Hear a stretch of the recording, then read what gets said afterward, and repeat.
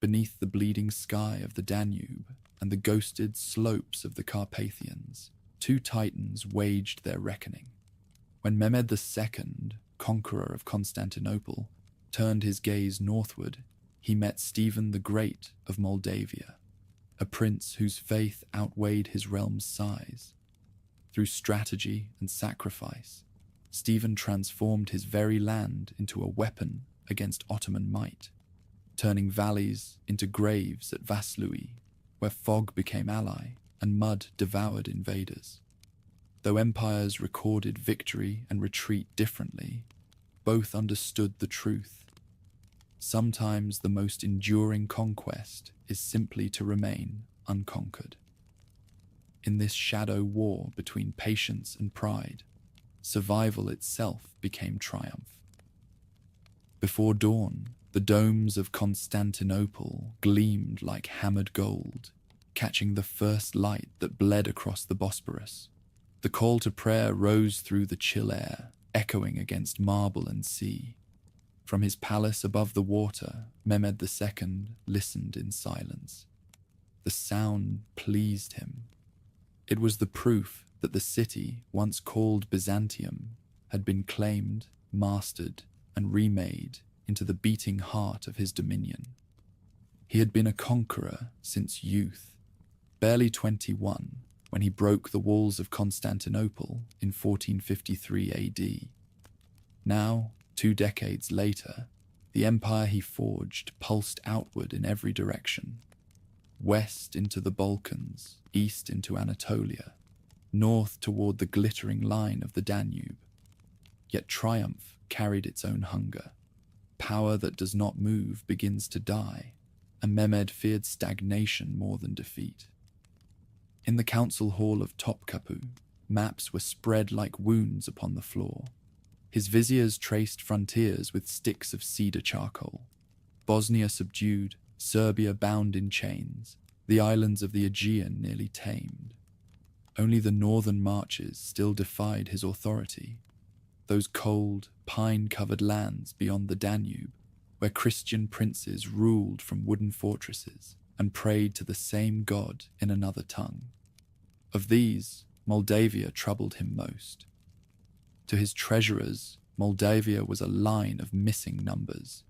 Its ruler, Stephen the Great, had ceased sending the annual 10,000 ducats owed in tribute. To the merchants of Constantinople, Moldavia was a theft, its raids choking the trade that linked the Black Sea port of Kaffa to the markets of Krakow. And to the Sultan himself, it was an insult, a defiance whispered from behind forests and marshes, daring the world's most powerful monarch to cross the river and prove his wrath. Mehmed studied the Danube on the parchment, that long silver artery of Europe. Whoever mastered its crossings, he thought, could hold Christendom by the throat. But a conqueror who turns his gaze north must first silence the hornets guarding the shore. He would do so in time. For now, he watched and measured. The army he commanded was an organism of terrifying efficiency. At its heart marched the Janissaries, the Sultan's children in spirit if not in blood, raised from Christian households, trained in silence, each unit an author, every movement drilled to the rhythm of drum and flute. Around them rode the Sipahi, provincial cavalrymen bound to the Sultan by land grants and pride, their horsetails braided with silk. Ahead swept the Akunchu, raiders and scouts who lived for fire, and behind trudged the Azap footmen, their leather caps white with frost. When this machine moved, the earth itself seemed to tremble. But even machines stumble in mud and snow. Mehmed remembered the winter campaigns of earlier years. Horses dying in their traces, muskets freezing solid, men losing fingers to cold. Moldavia's forests would test even the most disciplined ranks. He would send another first. Let one of his lieutenants bleed the path clear. When spring came, he would ride north himself to finish the work. In the marble corridors outside the council hall, the empire's bureaucracy hummed like an unending prayer. Scribes inked decrees for new taxes, coin masters weighed tribute from Bosnia and Albania, and couriers departed hourly, bearing orders sealed in vermilion wax. Somewhere in the noise, Mehmed heard the empire's heartbeat, steady, relentless, but not yet satisfied. South of the Carpathians, the frontier smoldered. Wallachia, Moldavia's neighbor, had changed allegiance so often that even its chroniclers despaired of keeping count. Its current ruler, Basarab Lyota, bent his knee to the strongest wind of the moment. When Ottoman emissaries rode through his towns, they found the crescent raised on the gates. When Hungarian envoys followed, the flags changed again by morning. Mehmed despised such flexibility. It was weakness masquerading as cunning. Still, he understood its uses. Through Wallachia, his armies would march, and the prince who betrayed everyone might yet serve him best. In December 1473 AD, news came that Stephen of Moldavia had once again raided Ottoman lands and harbored Wallachian exiles. The treasury losses mounted, and the Sultan's patience thinned to wire. At the midwinter council, he stood before his generals, the lamplight flashing on his armor, and spoke only one sentence. Let Rumelia assemble her host. The crescent will rise beyond the Danube. Thus began the summons to war. Hadam Suleiman Pasha, governor of Rumelia and veteran of countless sieges, was commanded to abandon his campaign in Albania and march north. Messengers rode to every province, to Bosnia for horsemen, to Vidin for engineers, to Bulgaria for woodcutters and bridge builders. The imperial scribes recorded the decree under the tokra of the Sultan, and within weeks the rumble of mustering echoed across the Balkans. By early autumn 1474, Suleiman's camps ringed the city of Sofia, like iron seeds sown on frost. Janissary Orthas drilled with matchlocks. The Sipahi exercised their mounts on frozen fields. Oxen dragged cannon cast in Edirne for the new campaign. Every sunrise, drums beat through the mist, a heartbeat of empire. Far to the north, in the monasteries of Suceava and Niamts, Moldavian priests lit candles before icons blackened by years of smoke. They prayed not for victory, but for endurance. Stephen, their prince, walked among his fortresses, inspecting walls, counting barrels of powder, speaking quietly with the captains who would soon hold their ground against impossible numbers. The men he led called him Voyevodul Shel Mare, the great commander. To the peasants who tilled the frozen earth, he was something nearer to sacred, a warrior of God defending the last gate of Christendom. The two worlds did not yet touch, but both felt the pull of collision. From Constantinople to Krakow, merchants whispered that the Sultan would strike in the next season. Venetian reports reached Rome describing a fleet of supply barges built on the lower Danube, enough to feed an army for a year. And still Stephen did not yield. The tribute remained unpaid. The border remained aflame. In Constantinople, the Sultan's astrologers charted favorable omens. A new crescent moon would rise over the northern horizon in early January 1475 AD, a sign, they claimed, that victory awaited. Mehmed smiled at their certainty, but trusted numbers more than stars. He read reports of Moldavian villages, their garrisons few, their supplies poor, their roads narrow. Let the fog be theirs, he said, and the road ours. Night after night he walked the terraces of Topkapi, watching the lanterns of ships drift along the strait like sparks on black water. Somewhere beyond that darkness lay a land of forests, frozen rivers, and a prince who thought himself chosen by heaven. Mehmed wondered what such faith felt like. His own was made of calculation, sharper, colder, more enduring. As winter settled across the empire, Suleiman Pasha began the long march from Sofia toward the Danube. Columns of troops stretched for miles, their breath steaming in the air, the ground trembling under hooves and wheels. The river ahead was locked in ice, the sky a vault of pewter. When the first ranks stepped onto the frozen crossing, the sound of cracking echoed like distant gunfire. On the far bank, the banners of Wallachia waited, Basarab Laiota kneeling in the snow before the Ottoman envoy. Behind them, the horizon glowed faintly, the reflection of campfires spreading eastward toward Moldavia. The campaign had begun. In Constantinople, the sea winds turned colder.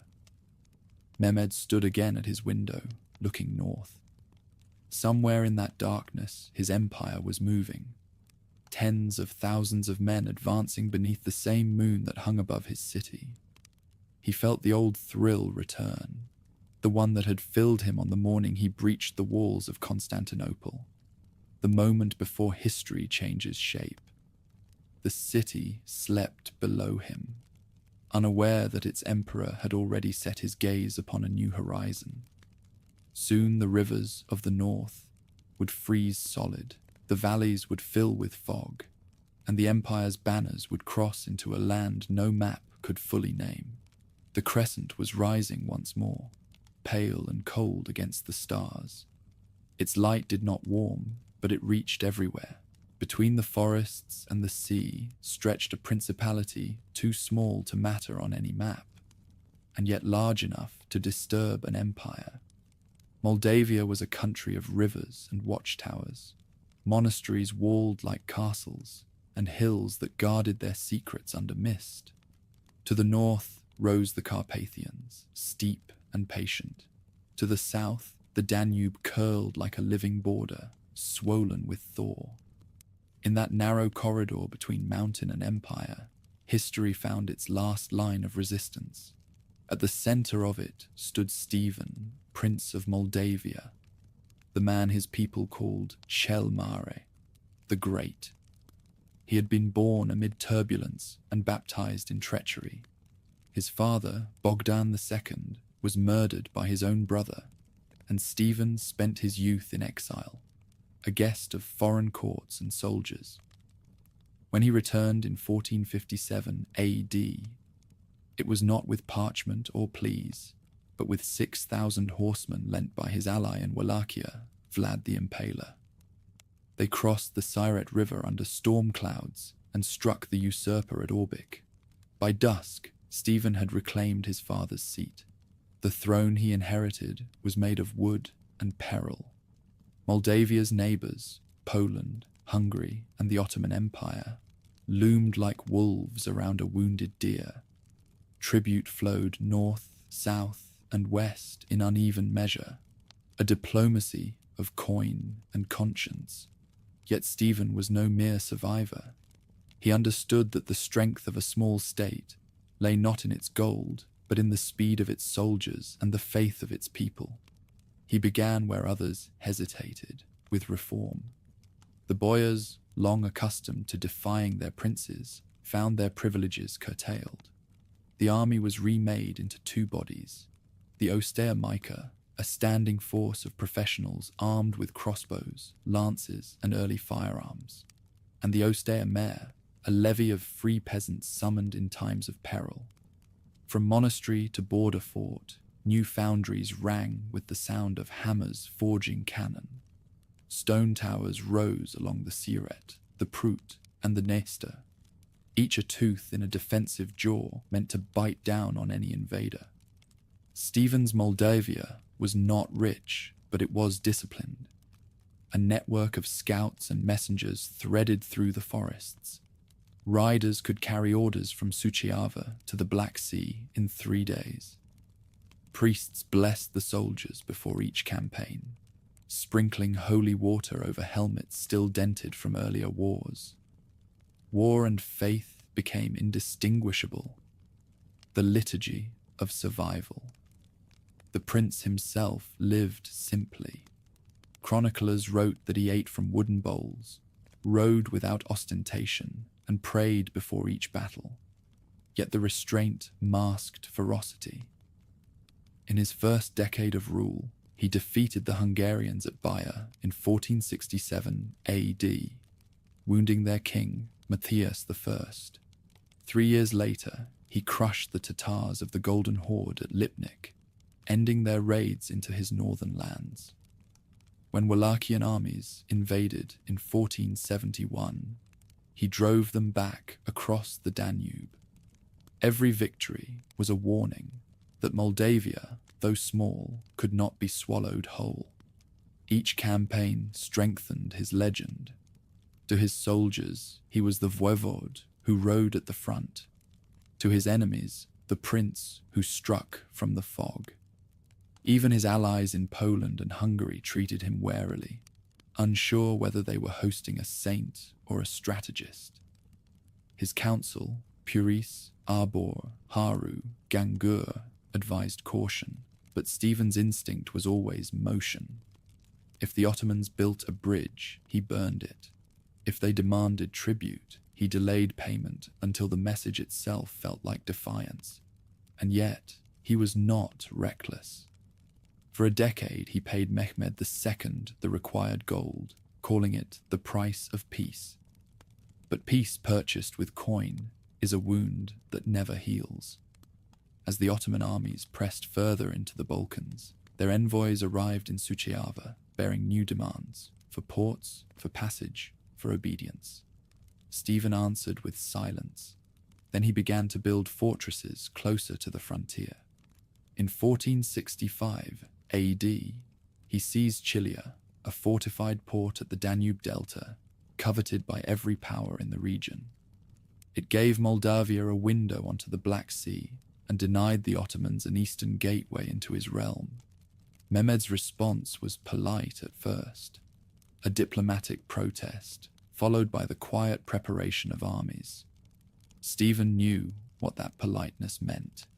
He had seen it before in Hungarian letters, written just before an invasion.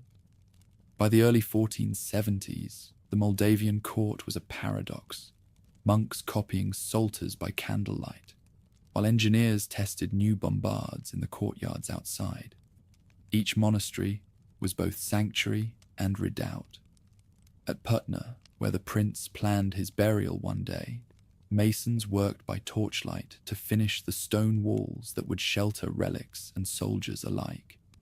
He often walked among them, not as ruler, but as companion. These stones, he told Arbora, must outlast our bones. For all his piety, Stephen was no idealist. He maintained envoys in Buda and Krakow, bargaining for aid he knew would never come. The kings of the north praised his courage, but counted their own borders first. The papal legates sent him medals and words. None sent armies. Only the Venetians, bound by their rivalry with the Ottomans, offered occasional coin and spies. The prince accepted both, but he trusted only his own eyes. When the first Ottoman raids struck the southern marches, Stephen rode out himself to meet them. He fought not for glory, but for information, to learn the patterns of the empire's war machine. The Janissaries moved in precise squares, he observed.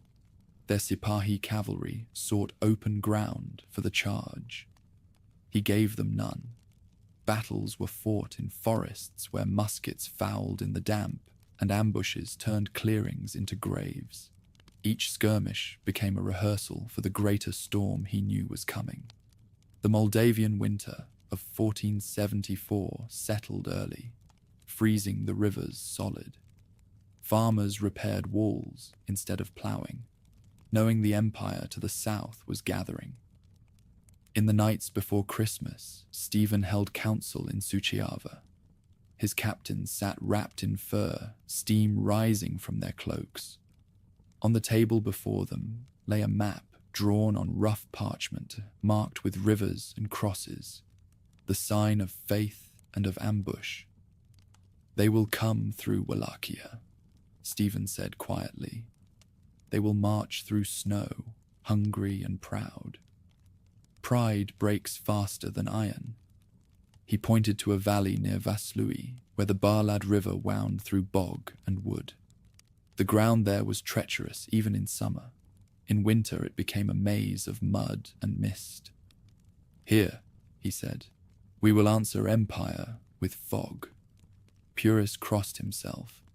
Arbor smiled grimly. The council understood.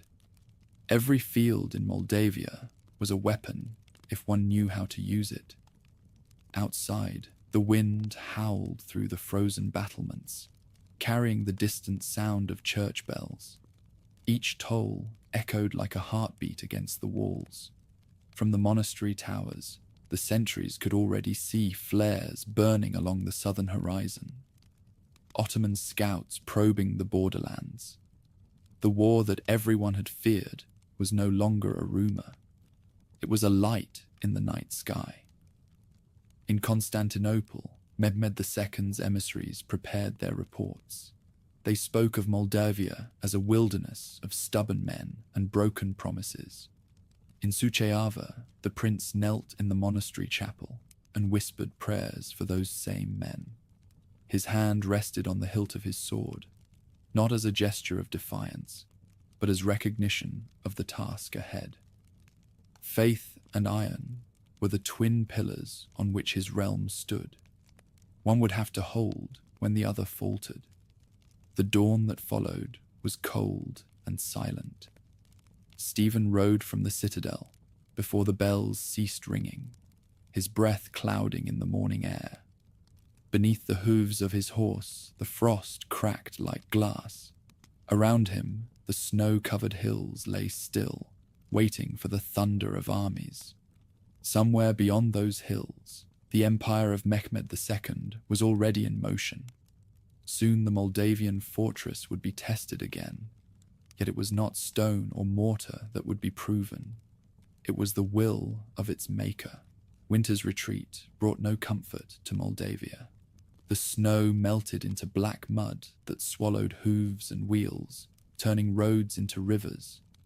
On the borderlands, shepherds vanished, and merchants whispered of Ottoman scouts appearing deeper into Wallachia each week. Even the wind seemed to carry rumor, the premonition of an army that had not yet come, but was already imagined in every frightened prayer.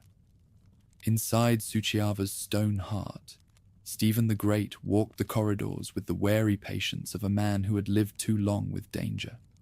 His counselors came and went. Puris, cautious as winter sunlight. Arbor, whose temper burned quicker than tinder. And Haru, silent and fatalistic, the soldier who saw omens in every shifting wind.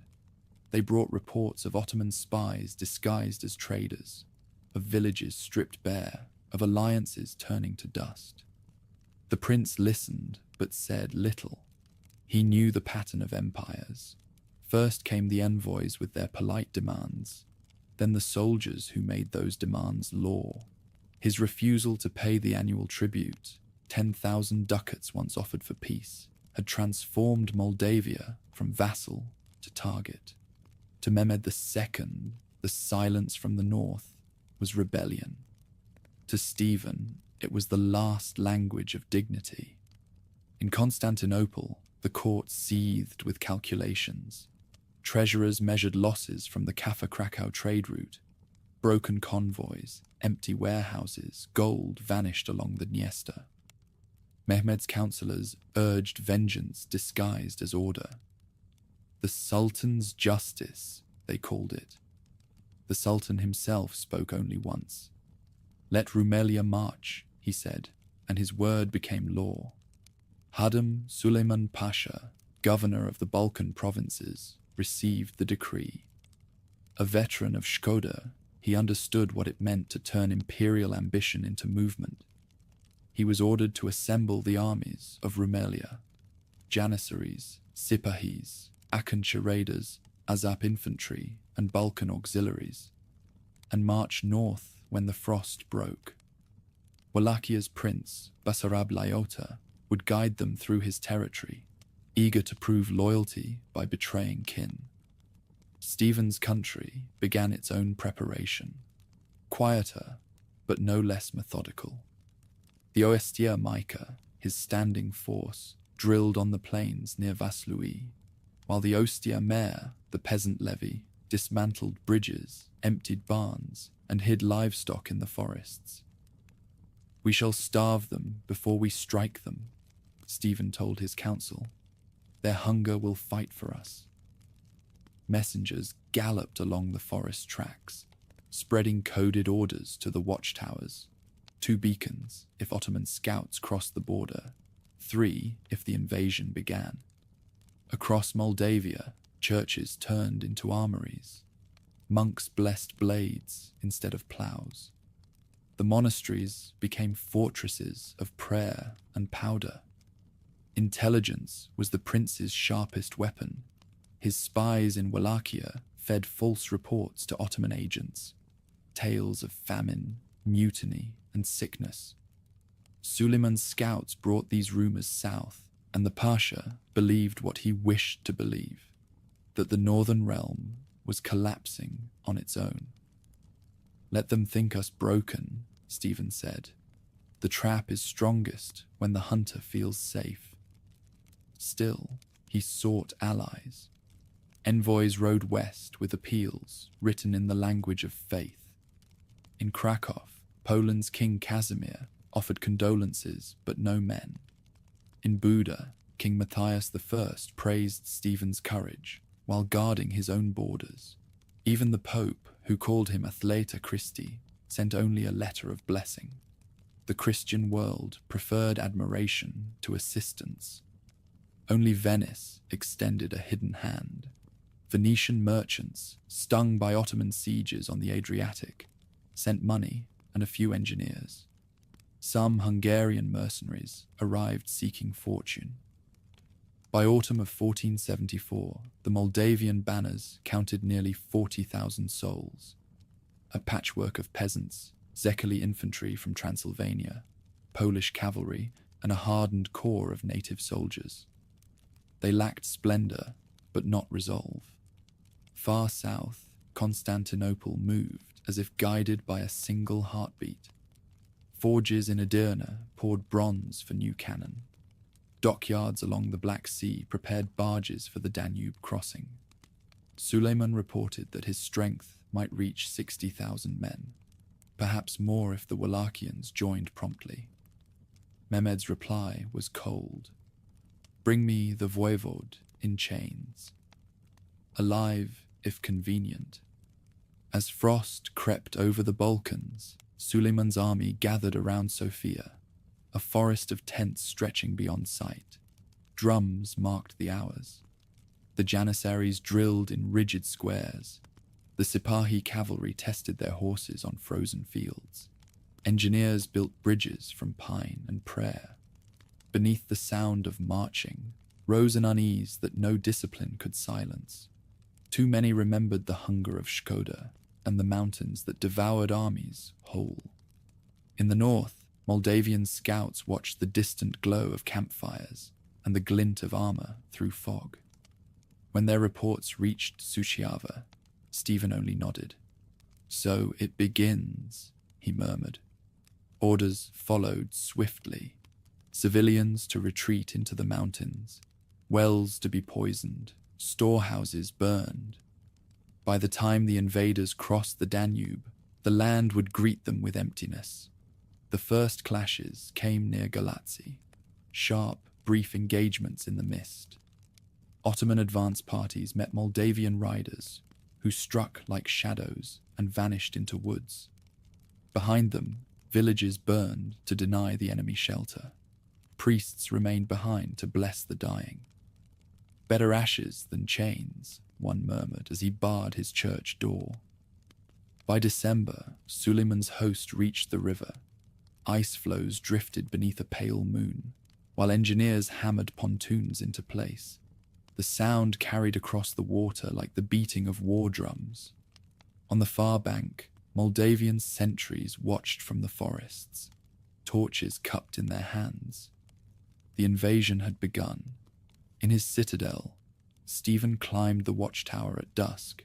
From that height, the world seemed small. rivers like threads, hills like sleeping beasts. Somewhere beyond that darkness, tens of thousands advanced under Mehmed's banners. The prince felt the wind cut his face and whispered, "Let the land remember its duty." He had chosen the ground. Now he would teach the invader how to drown in it. That night, the council met for the last time before war. The chamber smelled of resin and smoke. Maps lay spread beneath flickering lamps.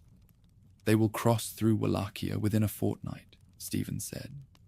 "They will find no food, no prisoners, no mercy. When they reach the valley, we will be waiting." Puris leaned forward. "At Vaslui?" The voivode's eyes gleamed in the half-light. "There, where the river bends, where the fog is thickest, the empire will walk into its own grave." Outside, snow began to fall again, gentle and ceaseless. It covered the fields, the towers, and the roads where armies would soon tread. Each flake whispered of patience, as if the earth itself conspired with its prince. By dawn, the frontier was white and silent. Far away, the Ottoman columns moved north through Wallachia, confident in their strength. None yet understood that the northern land had already turned itself into a weapon, one made of hunger, cold, and faith. At the edge of winter, the empire began to move. From the fortresses of the Balkans to the markets of Edirne, drums sounded as if the land itself had remembered its master's command. Roads once used for trade, now filled with regiments and supply wagons. Across snow-dark valleys, the banners of the crescent unfurled against a pale sky, their silk catching the light like fire in water. Hadam Suleiman Pasha, governor of Rumelia and servant to Mehmed II, directed this awakening with measured precision.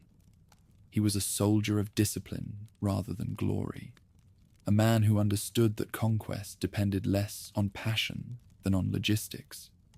When the Sultan's seal reached him, he left the half-finished siege of Shkodër and turned north towards Sofia, where the armies of Europe's most formidable power gathered beneath his standard. By late autumn, the city was surrounded by tents and the smell of forge smoke. Armorers hammered out links of chainmail. Engineers tested the new cannon barrels cast in Edirne. Scribes copied the lists of rations, mounts, and prisoners to be taken. The army that formed around Suleiman was a world unto itself, a moving city of men, beasts, and iron. At its heart stood the Janissary Corps, the disciplined center of the Ottoman system.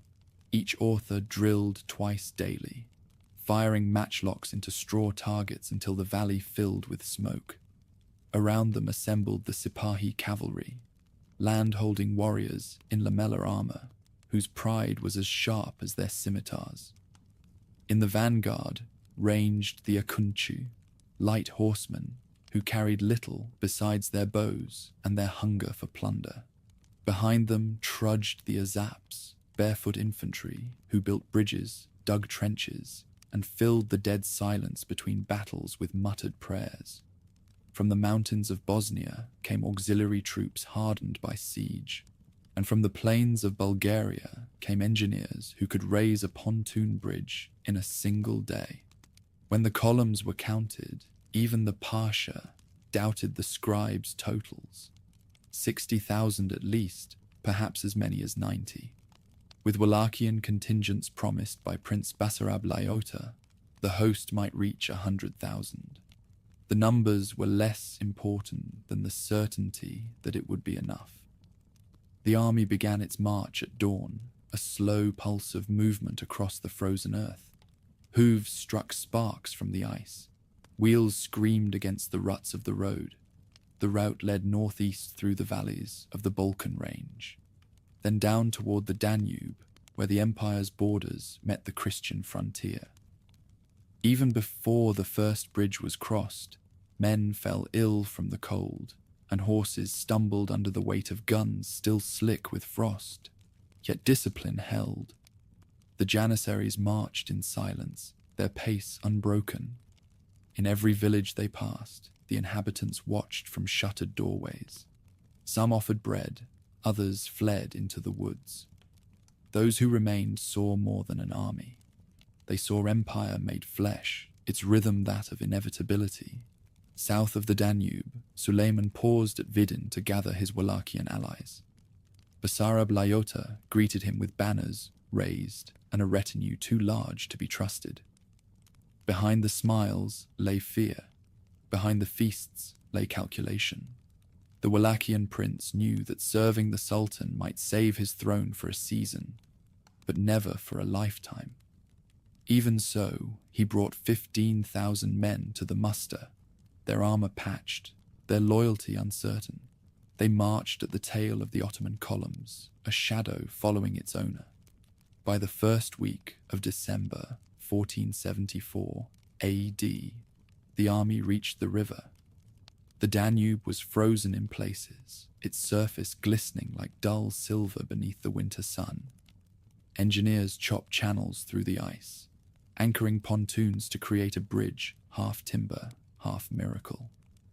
When the first cannons rolled across, the ice groaned but held. The army followed, a serpent of men stretching for miles. Once on the northern bank, they entered Wallachia, where the villages were stripped bare, an omen of what lay ahead. The march north through Lyota's territory was a trial of endurance. Wind tore at the tents, snow blinded the guides. Every step forward left bodies behind. At night, the sky burned with the orange of their campfires. By day, the columns advanced through silence so complete that even the creak of harness leather sounded unnatural. Scouts sent ahead returned with grim news. The frontier of Moldavia was empty. Fields destroyed, wells poisoned, bridges burned. Suleiman pressed on. He had been ordered to crush resistance, not to study it. For 30 days the army struggled through a wilderness that seemed to reject it. The Akanchu who rode ahead found only ghosts, abandoned huts, frozen tracks, and in one place, a row of wooden crosses freshly carved. They joked that the northern prince must be too frightened to fight, yet their laughter dimmed when the first supply wagons overturned in the mud and the oxen refused to move. Hunger came quickly. The empire had planned for battle, not for absence. Soldiers stripped bark from trees to boil into soup. The sick were left behind with prayers none believed. Still, the Pasha ordered the march to continue. To halt was to admit weakness, and weakness was a language the Sultan never forgave. By the turn of the year, the great host reached the Prut River. The thaw had begun early, softening the banks into mire. Horses sank to their knees. Artillery wheels vanished into the mud. The soldiers cursed the land that fought without showing its face. To the north, Stephen watched from the hills. His scouts returned daily with tidings of exhaustion, spreading through the invaders' ranks. He allowed them no rest. At night, small bands of riders slipped behind the Ottoman lines, attacking supply trains and burning forage wagons. In daylight, the enemy saw only smoke on the horizon, never the men who lit it. It was war fought through echoes and shadows, the kind of war the voivode had mastered. Meanwhile, the Moldavian population withdrew deeper into the mountains. Fortified monasteries sheltered families, livestock, and relics. What could not be carried was destroyed. The land became a deliberate void, a weapon sharpened by famine and frost. In the Ottoman camps, morale waned. The Janissaries muttered about cursed ground.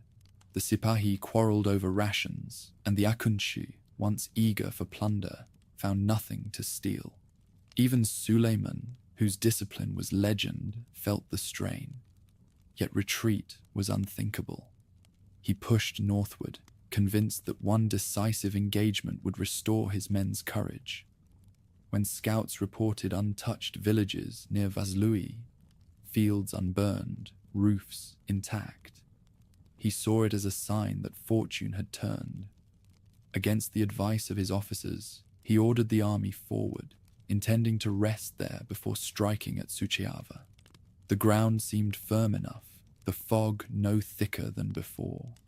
Only the ravens circling above hinted that the valley ahead was no haven. Through January's first days, the column advanced across land that swallowed sound. Drums faded within 100 paces. Voices vanished into mist. The Pasha could see scarcely a few ranks ahead, yet he pressed on. Behind him, the long train of the empire wound through the fog. Janissaries marching in ordered silence, Sipahi leading half-starved horses, Wallachians trudging behind under banners they no longer recognized. The earth quaked faintly under their weight, as if the valley itself exhaled beneath them. Far ahead, Stephen's sentinels watched from the tree line. They saw the smoke of countless campfires drifting like ghosts above the marsh, and knew that the trap was closing. Orders passed in whispers. Positions were taken in the darkness. Across the frozen ridges, cannon were dragged into hiding. Suleiman's vanguard reached the valley of the Barlad River by the evening of January 9th, 1475. The meadows were flooded, the air heavy with mist. He ordered his troops to make camp and prepare for engagement at dawn. Somewhere beyond the fog, he imagined, the northern prince waited with the last fragments of his army, a final gesture before inevitable defeat. Night fell over the bivouac. Fires flickered weakly against the damp, and the wind carried faint sounds of movement from the woods, a horse's snort, a drumbeat muffled by distance. None could tell whether they were real. The Empire's soldiers slept in armor, their weapons close, unaware that the ground beneath them had already been chosen by their enemy as the site of reckoning. Beyond the ridges, Stephen stood beside his captains, the cold air turning his breath to smoke. He had watched the Empire stumble through his desolate country and now saw it settling into the valley exactly as planned. Around him, the men of the austere Micah waited in silence, hands on sword hilts damp with frost. The campaign of 1475 had begun, not with the clash of armies, but with the quiet surrender of an empire to terrain it did not understand. The next sunrise would decide whether the valley of Vaslui would be remembered as a field of deliverance or a graveyard for those who followed the crescent north. Dawn rose pale and soundless above the Barlad Valley. What light reached the ground came filtered through fog, a thick grey veil that turned the campfires of Suleiman Pasha's army into scattered embers floating in air. Beneath that shroud, tens of thousands stirred to the slow rhythm of drums muffled by snow. The Empire had come north expecting resistance. Instead, it found absence. The day before, the Ottoman vanguard had crossed the final ridge and seen what appeared to be a haven. Fields unburned, huts intact, a river crossing wide enough for artillery. It seemed, to weary eyes, a promise of rest. Suleiman took it as a sign that his fortune had returned. He did not see the stillness for what it was, the silence of a trap waiting to close. His officers gathered before dawn. Steam rose from their armor as they bent over the map spread upon a makeshift table. The plan was simple: cross the Barlad, secure the villages ahead, and push toward Vaslui by midday. Scouts spoke of no enemy in sight. The Pasha nodded once, and the drums began again. The signal to move. The first ranks stepped into the fog and vanished. Beyond them, the valley stretched for miles, bordered by low hills and thick forest. The snowmelt had turned the meadows into sucking marsh. Each pace forward left a print that filled with water. Still, the army advanced. Janissaries first, Sipahis, and Wallachians behind, the baggage train trailing like a wound that never closed. From the hills to the north, Stephen watched. His captains stood beside him, wrapped in furs, their faces carved by cold. Below them, the Empire's column moved as if sleepwalking. The fog blunted all sound, except the rhythmic thud of boots and the groaning of wheels. Stephen could see where the ground dipped into swamp and where the bridge, the only bridge, crossed the river. His engineers had weakened its timbers under cover of darkness. It would bear men, but not salvation. For weeks, his people had worked to make the land itself an accomplice. Wells had been poisoned, roads torn open, and food stores emptied. The Moldavian peasants had withdrawn into the forests, taking livestock and grain with them. Behind each hill waited an ambush line. Beneath the snow, pits had been dug to swallow horses. The austere Micah, his professional host, lay hidden in the woods on both sides of the valley, while the austere mayor and the Sekeli auxiliaries crouched near the riverbanks, ready to strike when the mist thickened. Stephen did not give speeches. He simply stood, gloved hands clasped behind his back, eyes fixed on the valley. Around him, the air smelled of wet pine and gunpowder. When the first distant trumpet sounded, the Empire calling itself to advance, he only nodded. Below, the Ottoman army spread like dark ink across the white ground. The Janissaries moved with machine precision, each rank following the beat of the kettle drums that echoed dimly through fog. Sipahi cavalry struggled to keep formation. The marsh sucked at their horses' hooves, and their polished armor dulled beneath the drizzle. Wallachian auxiliaries muttered among themselves, eyes darting toward the woods. Suleiman rode at the center, wrapped in furs, his beard rimed with frost. To his left trudged the artillery, oxen groaning under bronze cannon too heavy for the roads. Progress slowed to a crawl. Men fell behind, swallowed by mist, their curses lost in the grey. The Pasha sent riders forward to find solid ground, but none returned. The valley had no edges, only depth. By midday, the army had advanced 3 miles and gained nothing. The scouts began to report phantom movements, shadows flitting among the trees, flashes of steel, the glint of a crossbow bolt. Suleiman dismissed them as nerves, but unease spread faster than orders. The men could feel eyes upon them. Then the first ambush struck. From the right-hand forest came a whisper of motion, followed by the hiss of arrows. Janissaries fell, their bodies half vanishing into the mud. Before the Pasha could rally his ranks, another volley came from the left, this time from unseen archers who vanished as soon as they fired. The fog thickened until friend and enemy were indistinguishable. Stephen's forces melted away before counterattack, drawing the invaders deeper into the valley. Every step forward seemed to promise engagement. Every promise dissolved into emptiness. The Ottomans fired blindly into the mist. The crack of arquebuses echoed back from the hills, each echo sounding like a new enemy. By afternoon, the Empire's long column had stretched so thin that its rear no longer knew where its vanguard stood. The bridge groaned under the weight of reinforcements still crossing. Suleiman, believing the main Moldavian host lay just beyond the next ridge, ordered a full advance. The command rippled through ranks already trembling with exhaustion. At that moment, the first cannon, hidden on the hills, opened fire. The shells crashed into the swamp near the bridge, scattering men and horses alike. The riverbank exploded into chaos as timbers splintered and water surged through the gaps. The bridge held, barely, but panic rippled backward through the line. From his vantage, Stephen could see the confusion unfolding exactly as planned. He raised a gloved hand, and a signal banner unfurled from the hilltop behind him.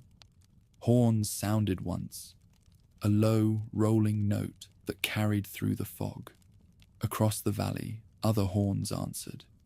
The second phase began. Moldavian light cavalry burst from the woods on both flanks, loosing arrows and pulling back before the Sipahi could regroup.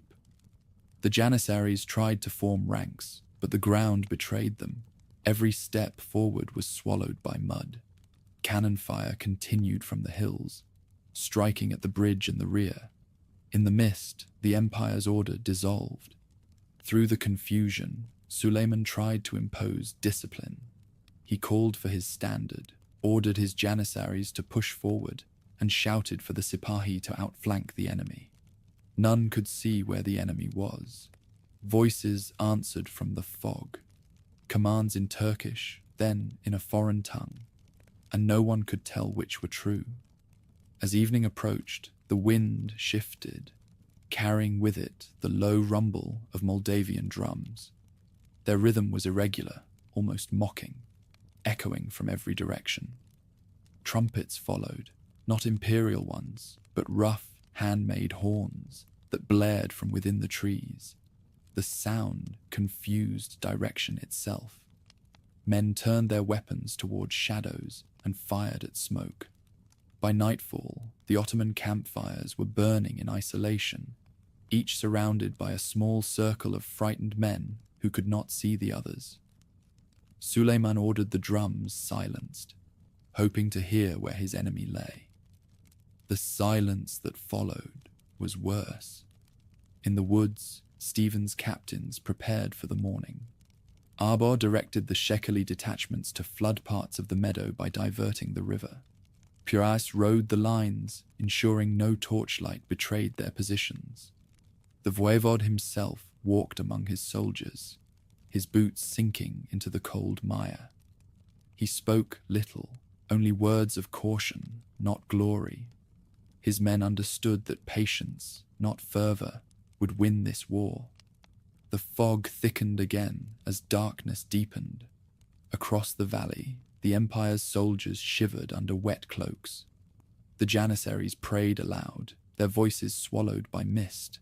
Horses screamed somewhere unseen. The bridge creaked under unseen movement, more reinforcements arriving too late. Suleiman lay awake in his command tent, listening. He could hear water running beneath the mud, the groan of armor, the distant crack of branches snapping under unseen feet. The enemy was close, too close. Yet his maps told him nothing, and the stars were hidden. On the hills above, Stephen gazed down at the faint glow of the Ottoman fires, each a trembling point in the grey. He imagined the fear those lights concealed, the endless weight of an empire trapped in a valley that refused to give it footing. The land itself seemed to breathe with him, slow and deliberate. When the eastern horizon began to pale, the fog did not lift. It thickened.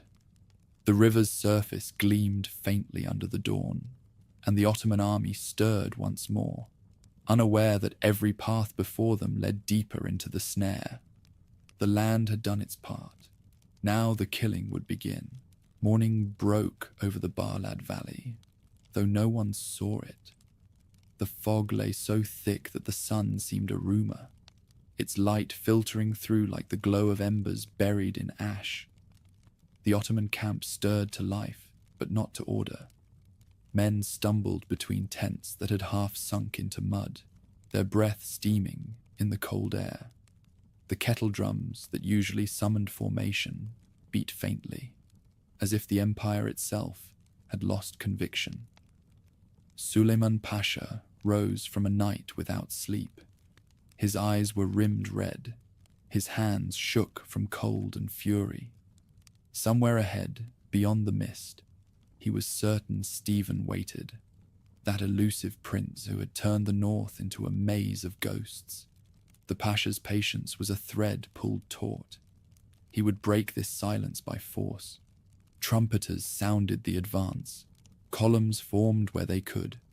The Janissaries took their place at the center, their standards damp with dew. The Sipahi gathered on the flanks, their horses restless and skittish in the fog. Behind them groaned the long tail of baggage wagons and broken artillery, the Empire's lifeblood sinking inch by inch into the marsh. From the hills to the north, hidden behind frost-coated pines, Stephen watched. His soldiers crouched among the trees, cloaks drawn tight against the cold. The voivode said nothing.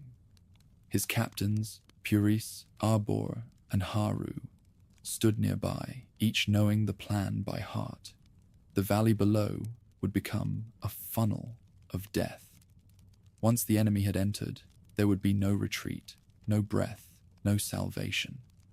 During the night, Moldavian engineers had dammed a tributary of the Barlad. At dawn, they broke it open. The river surged into the meadows, turning the valley floor into shallow, sucking pools. The Empire's army, already mired in mud, now marched through water that swallowed their boots and pulled at the hooves of their horses. The trap was not built in walls, but in illusion. Archers hid among the trees, their arrows wrapped in cloth to silence their flight. Crossbowmen knelt behind reeds along the flooded banks. Cannon crews crouched on the ridges, their barrels veiled with pine branches. When the wind shifted, the smell of powder drifted through the fog, unnoticed by those it would destroy. By mid-morning, the first ranks of the Ottoman vanguard reached the river crossing. They found the bridge, repaired overnight by Suleiman's engineers, still standing, though creaking ominously. Beyond it, the valley opened into a field that seemed empty. No sound of war drums, no banners, no sign of the enemy. The Pasha mistook quiet for opportunity. He ordered the Janissaries forward. The drums thundered once, and the line advanced. They moved cautiously, matchlocks raised, eyes straining through mist that seemed to thicken with each step. The water reached their knees. From the woods, unseen watchers marked their progress, waiting for the signal. On the ridges, Stephen lifted a hand. A red banner unfurled behind him, and the first cannon roared. The shot struck the bridge, splintering its side. A moment later, the second blast sent shards of timber spinning into the air. The structure held for now, but the message was clear. The way back was dying. Arrows hissed from the flanks. The Empire's forward ranks faltered as men fell into the icy water, their armor dragging them down. From the tree line came a new sound, the deep twang of crossbows and the crack of handguns fired blind into the mist. The Janissaries fired back, their own shots flaring red in the fog, lighting faces twisted in confusion. Suleiman urged his cavalry forward, shouting for them to push through. The Sipahi obeyed, galloping into ground that betrayed them. Horses floundered, sank, screamed. Riders tried to reform lines but found no footing. On the right flank, the Wallachian auxiliaries, half-starved, half-doubtful, wavered. Some turned their mounts and fled toward the bridge, only to find it buckling under the weight of retreat. Stephen signaled again. From the western ridge, Moldavian light cavalry burst into motion, striking the exposed flanks. Their arrows cut through fog and panic alike. On the eastern side, the Zekali infantry surged from concealment, charging with axes and spears. The Empire's disciplined formations dissolved into chaos, men colliding in blindness. The air was alive with noise, not the clean sound of battle, but a cacophony of confusion. The splash of bodies, the crack of timber, the muffled roar of guns firing through fog. Above it all came the beating of Moldavian drums, irregular and mocking, echoing from every direction at once. To the invaders, it seemed as though the earth itself had turned hostile. In the center, Suleiman fought to restore order. His aides tried to relay commands, but sound carried strangely in the mist. Orders shouted to the left were heard by no one.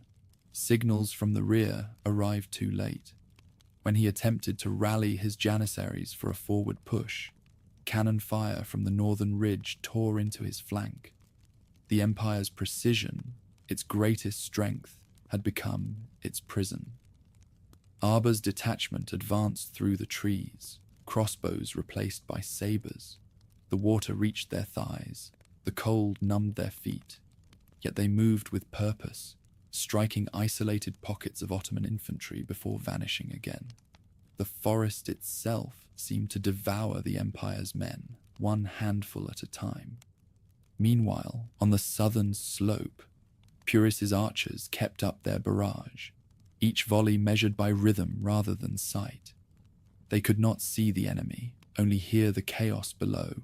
Screams, splashes, the metallic rattle of panicked horses. The fog turned sound into geography. By midday, the Ottoman army had lost its coherence. The front still fought, unaware the rear had already begun to collapse. Supplies burned behind them. The bridge was now impassable.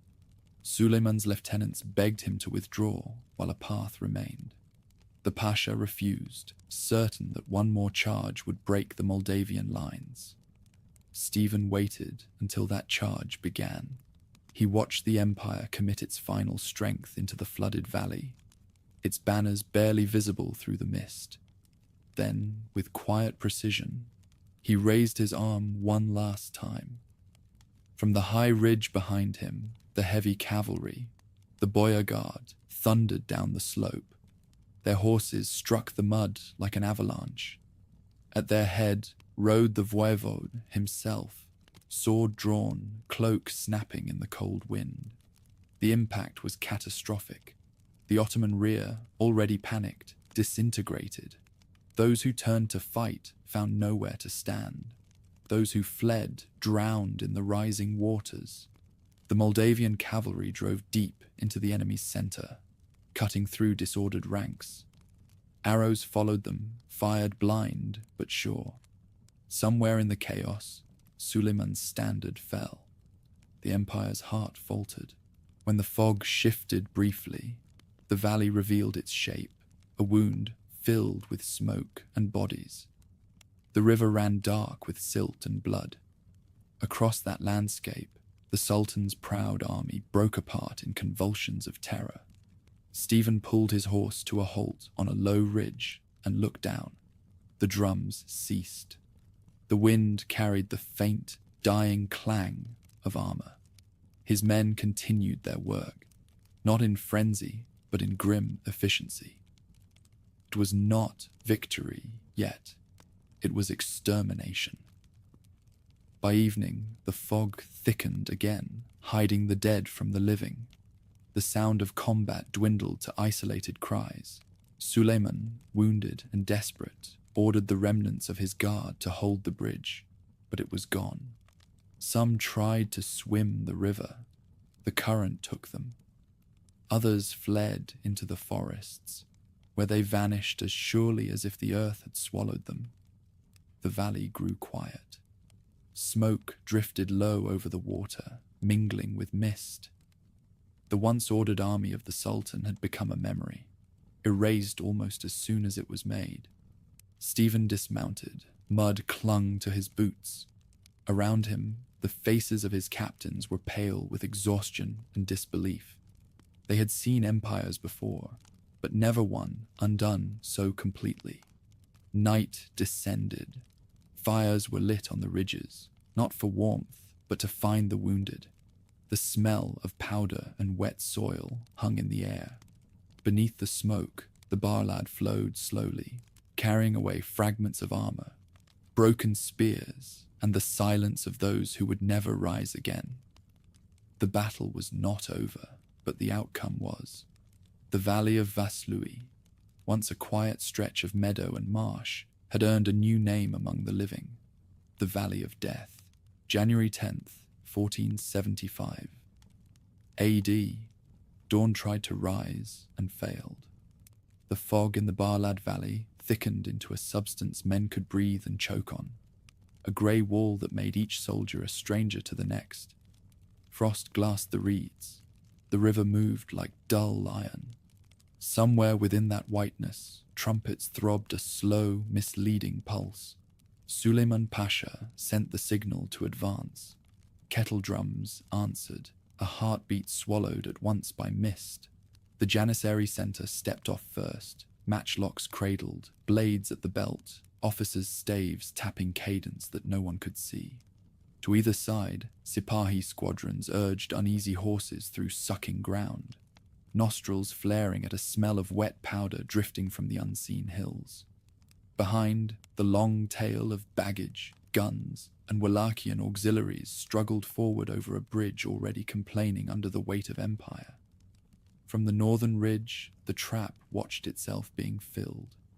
The voivode stood with his captains among frost-glazed pines, every branch beaded with water. Below, ranks dissolved into smears. He raised one gloved hand, a runner slipped away. The first of the hidden horns began its work. 3 notes, then silence, then 3 again, the sound floating from the western trees, though the men who blew them crouched due east. Direction lost meaning. Men wheeled toward echoes. The advance felt like drowning. Feet sank to the ankle, to the calf. Match cords hissed in damp fingers. When the first volley came, it came as a whisper, cloth-wrapped shafts that sighed out of the woods and nested in throats, shoulders, the naked seams between cuirass and collar. A few janissaries fired back, their flames turning fog to amber for a heartbeat. The reply answered from nowhere, crossbow bolts heavy as insults, and then silence again, as if the valley were a mouth that had tasted blood and closed. Suleiman, somewhere in the middle distances, pushed the Sipahi on. He could not see his own standard. Orders went out and returned like birds that had lost their sky. On the right, Wallachian banners wavered, then drifted toward the bridge. The officers shouted. The words reached no ears that mattered. Ahead, the center pressed into water, now lifted by a slow current released in the night. Every step promised shallows and gave depth. A horn on the eastern slope sounded a charge.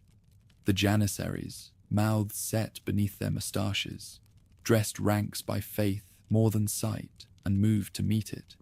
No enemy confronted them, only fog and the sharp, close slaps of arrows striking mud at their feet to make them think a line waited just beyond arm's reach. When the veterans halted, unwilling to spend powder on ghosts, gunfire cracked from the western ridge. A handful fell. Another handful. The Corps' famous steadiness did not break. It sheared, a careful thing, undone by inches. Cannons answered. The Empires dragged all night to the lip of the marsh, and found nothing. The shots ploughed water. Spray rose and fell. From the northern ridge, the valley finally received its first true roar. Moldavian guns, veiled in pine, spat iron toward the bridge. Timbers spat back splinters. Men stumbled on the decking, looked down, and seeing only white water and shards beneath, tried not to look again. Another round struck the far bank among the baggage. Oxen went to their knees, carts slipped sideways, and the narrow ribbon of retreat twisted into panic before any rider could forbid it. Light never properly arrived. Yet the day grew harsher. A second rhythm crept through the mist. Hand drums beat deliberately off the Empire's time, a second heartbeat in a hostile chest. The Sipahi tried to answer speed with speed, forcing their mounts upslope for footing that did not exist. Hooves slashed the skin of the marsh. Riders went down under their beasts. Lances became poles with which to lever bodies from mud that would not give them back. When they formed at last, thinned, angry, breathing steam, they found no enemy willing to be charged. The first counter-volley took the front rank in the eyes and throats, shafts falling out of a curtain that would not part. Stephen, no speech, no display, lowered his hand a finger's width. The Sekeli infantry surged from a snag of alder on the eastern side, short axes bright with rime. They struck not a line, but pockets, isolated knots of men who felt the hit only when iron arrived. A dozen were cut down, the Sekeli vanished, the mud closed, the fog forgot. On the western side, light horse cantered by in a broken crescent, loosing from the saddle, turning on a single hoofprint, loosing again. It was not a battle. It was an unraveling, an old garment pulled to threads by patient hands. The Pasha's aides, cloaks black with wet, pushed through bodies to bring steadiness where they could. Close by, a file of janissaries knelt to fire, stood to step, knelt again, fighting the field rather than the foe. Their will did not break, the earth stole it. Behind them the drums faltered, and in the gap between beats, the horns in the trees sounded nearer. Midday had no colour. Sound carried strangely. A command on the right arrived to the left in a language nobody spoke. A plea at the rear died in the throats of men staring at the bridge. The baggage had clogged it utterly now. Tilted wagons gnawing the rail. A fallen gun carriage hung between spans. Oxus hide ropes screaming as they took weight they had never been meant to bear. When a crew tried to free the carriage with levers, the timbers answered with a long groan that froze every hand. Then the ridge lit again. A ball struck at the join, dead center. The plank split cleanly. The gap widened. A dozen men and one screaming horse showed for an instant, black on white, and were gone. The sound that followed, thousands learning in one breath that the way home no longer existed, rolled forward like weather. This was the moment the plan had waited for. The voivode lifted his arm fully now. On the crest behind him, the boyar guard, held all morning in a hard knot of muscle and frost, came forward shoulder to shoulder. That first step was a crack through ice. The second took the slope. The third became speed. The fourth was impact. They poured down the hill, not as riders, but as a falling thing, weight that learned to run. The valley felt it the way a hunted animal feels a hawk. They hit the rear where the Wallachian contingents had turned their faces toward the river. The first bodies went down and slid. Horses followed, banners folded beneath hooves. A wedge opened not by steel but by panic. The charge bit deeper, angling across the line toward the Janissary center. In the fog, the Ottoman corps saw their world go past them sideways and could not say which way was enemy, which way air. The guns along the ridge ceased. The friendly danger had moved into the gap, and crossbows took over, the bolt's flight audible as the rip of linen. On the eastern flank, Sekeli axes went to work again, not in a rush, but in a measured chopping, one stroke to the knee, one to the neck, 2 breaths. Step. Light horse threaded the spaces between, loosing arrows at a reach so close the feathering kissed faces. No shout rose from the defenders now. Breath belonged to survival. Suleiman tried to form a square, any square, around his standard. He found men who would do it.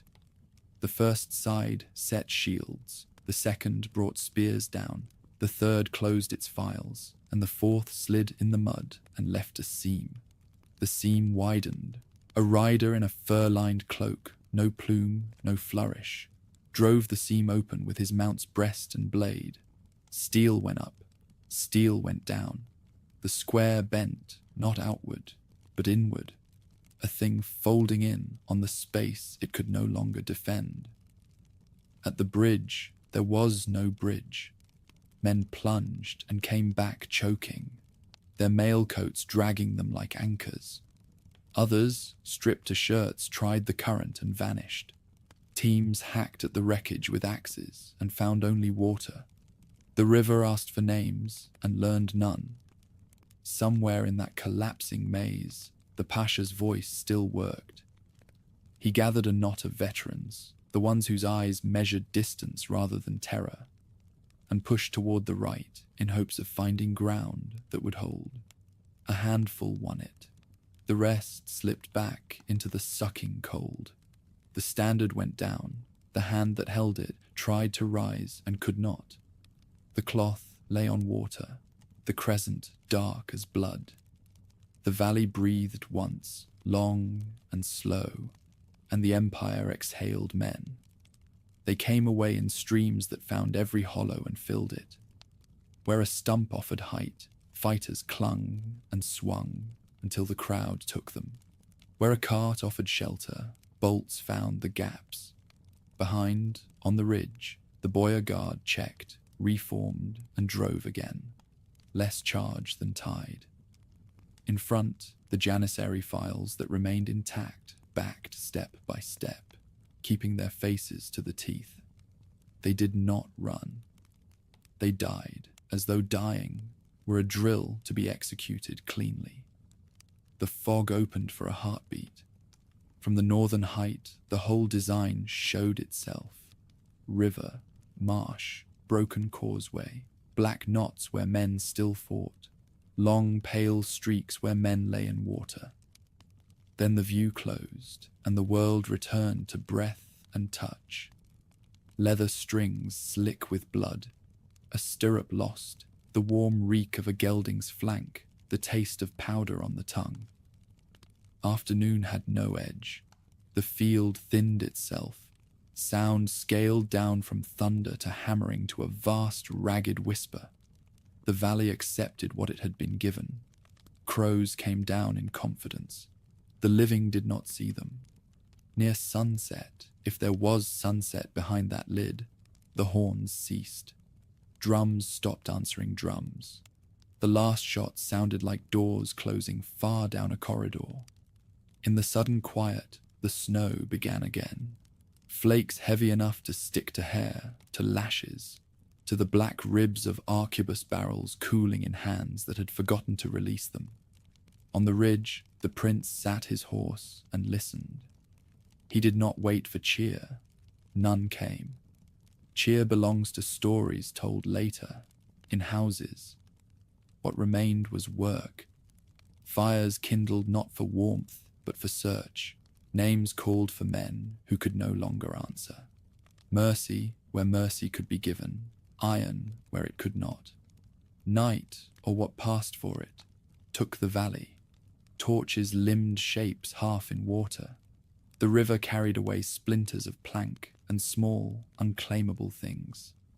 The great host that had climbed the Balkans and crossed the Danube had met a piece of earth that refused to be conquered, and a mind that knew how to make earth fight.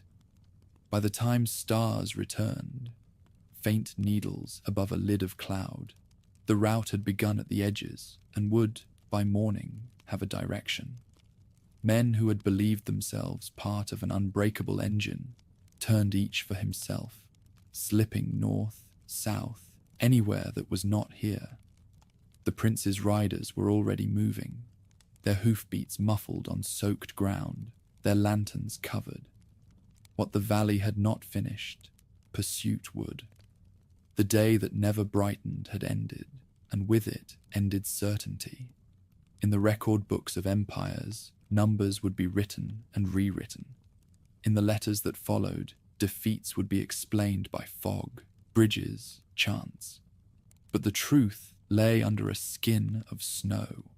An army that had trusted order against a country that had learned to weaponize emptiness. Morning would show how far the broken pieces could run. For now the bar lads slid on, indifferent, carrying with it the last light from 1,000 extinguished torches. Night held the valley in its fist. The air was full of vapor, ash, and a strange quiet that no one could name. Where the Empire's banners had stood that morning, only scraps of cloth remained, snared on reeds, sunk in mud, or tangled in the limbs of drowned horses. The great host of Suleiman Pasha no longer resembled an army. It had become a river of the lost, moving without command or direction, spilling north and south in equal panic. The Moldavian horns began again, not in triumph, but in signal. Across the ridges, torches flashed once, twice, then vanished. Cavalry detachments mounted wordlessly and rode out into the mist. They were not pursuing an enemy that fought back. They were chasing fear itself. Each hoofbeat sent ripples through shallow water that glimmered with starlight and blood. Below, the remnants of the Ottoman force tried to flee toward the river crossing. They found nothing left to cross. The bridge had splintered beneath its own cargo hours earlier, and the Barlad ran swollen with rain and corpses. Men tore doors from abandoned wagons, tried to paddle on shields, and were drawn under by the current. Others clung to one another in blind terror, their armor dragging them down. The icy water took them quietly, without drama. Behind them, fire spread among the camp wagons. A single Moldavian bombard had struck a powder cart before being silenced, and the explosion had rolled through the valley like a thunderclap. The glow of burning canvas flickered against the fog, revealing scenes that were almost still. Horses half submerged, janissaries kneeling in prayer they could not finish. Wallachian auxiliaries throwing down weapons as if metal itself had betrayed them. Stephen's riders descended from the hills, not in lines, but in threads of motion, silent as smoke. They struck scattered clusters of men, broke them apart, and vanished again. The voivode had ordered no mercy. There was no room for prisoners on a field that could barely hold the living. To those who surrendered, the fog was answer enough. Suleiman Pasha's standard, once the spine of the army, now lay somewhere beneath the mud. The Pasha himself was carried from the field by a handful of guards, half wounded and half believing. Behind him, the empire's discipline collapsed into instinct, survival, flight, denial. Officers who had spent decades perfecting formation drills shouted at men who no longer remembered the language of command. By midnight, the Moldavian cavalry controlled the valley floor. They moved methodically, cutting down stragglers, capturing weapons, stamping out pockets of resistance before they could reform. In the half-light of burning wagons, the landscape resembled an open wound. The once orderly march of the Ottoman host had turned to a stampede of ghosts. The chase began at first light. Frost had hardened the ground, and the fog lifted just enough to reveal the scale of ruin. The voivode's troops swept southward in pursuit, following trails of broken pikes and discarded standards. The fleeing army scattered into the forests, leaving behind cannon half buried in ice. For 3 days, the pursuit continued. Moldavian horsemen hunted along the Siret and the lower Barlad, cutting down fugitives who thought distance meant safety.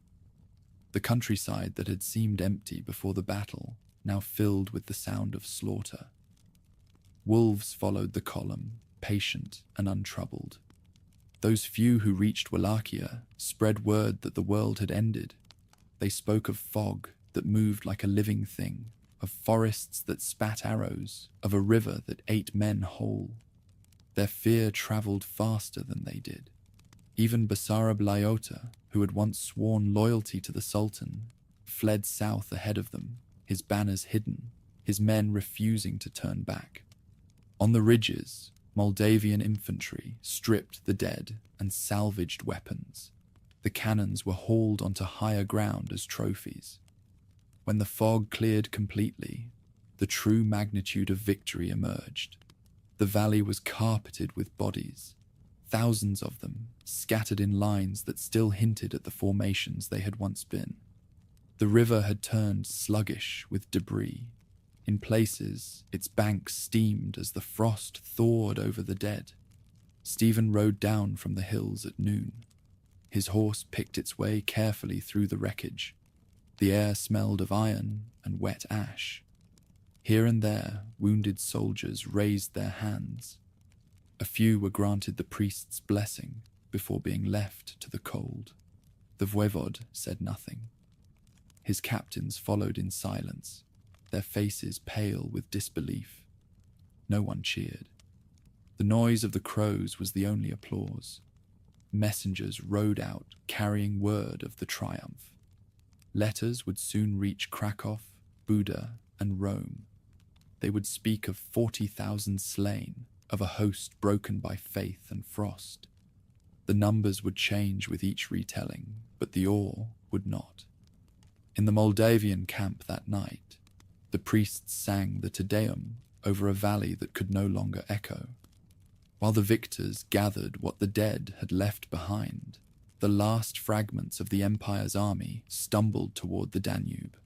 Starving, barefoot, haunted, they left behind their wounded and their cannon.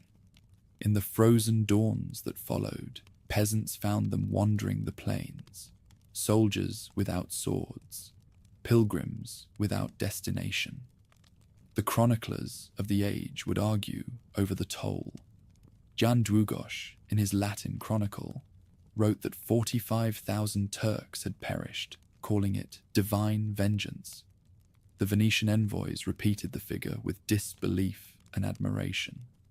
Ottoman scribes, eager to soften the disaster, claimed fewer, describing the battle as a victory of terrain rather than men. Only one account came close to the truth: the silence that lingered after. Back in Suceava, the monasteries filled with refugees returning from the mountains. Bells rang for the living and the dead alike. The voivode refused to rest. He dispatched envoys carrying his victory letter across Christendom, written in the proud, formal Latin of princes. It proclaimed the deliverance of the faithful, the triumph of a small realm against a power that had called itself eternal. Every word carried the certainty of divine favor and a hint of accusation for those who had refused to send aid. In Constantinople, days later, rumors reached the court before the messengers did. The Sultan's viziers debated the scale of loss. None dared speak the full number. Mehmed II, listening in his marble hall, said nothing. When the official report finally arrived, he read it without expression, then folded the parchment and handed it back. The courtiers swore later that the sound of the parchment creasing was louder than thunder. Back on the battlefield, the Moldavians worked for days to clear the dead. The riverbanks turned black where they burned the bodies to stave off plague. Smoke drifted north, visible for miles. Farmers returned to fields that would never yield harvest again. The valley was poisoned with salt, blood, and memory. When the fires had cooled, Stephen ordered the construction of a small chapel on a hill overlooking the river. It was built from stone taken from shattered cannon, the altar draped in a banner seized from the enemy. Priests consecrated the ground, though even they could not say whose souls they prayed for. The victory spread through Europe like light through stained glass. Chroniclers called it the greatest defeat the Ottomans had suffered since Ankara.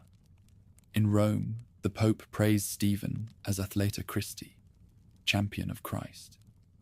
In Buda, Matthias I toasted him but sent no army. The glory was his alone, and so was the burden. For the survivors of the northern host, there was no return. Along the roads to the Danube, their bones would be found for years, marked by rusting weapons and broken standards. Traders crossing those plains whispered prayers as they passed, and the name of Vaslui became shorthand for annihilation. The valley itself lay quiet again by the spring thaw. Grass grew over the mounds where the dead had been burned, and the river resumed its steady course, pretending to forget. Yet every time the mist descended, travelers swore they could still hear drums beneath the water, faint, rhythmic, unending, the heartbeat of an empire that had marched into the north and found its grave. When the sun finally returned, It rose upon a valley that no longer belonged to the living. The fog had burned away, leaving behind a pale sky and a silence that felt unnatural. The Barlad moved sluggishly, its banks lined with the debris of empire, broken shields, helmets without heads, a single jeweled standard caught among the reeds. The snow had turned grey from ash. For 3 days, ravens had eaten without rest. Stephen the Great stood on a low ridge overlooking what had once been the battlefield. His horse's hooves sank into ground, softened by thaw and blood. Around him gathered the captains who had carried out his plan.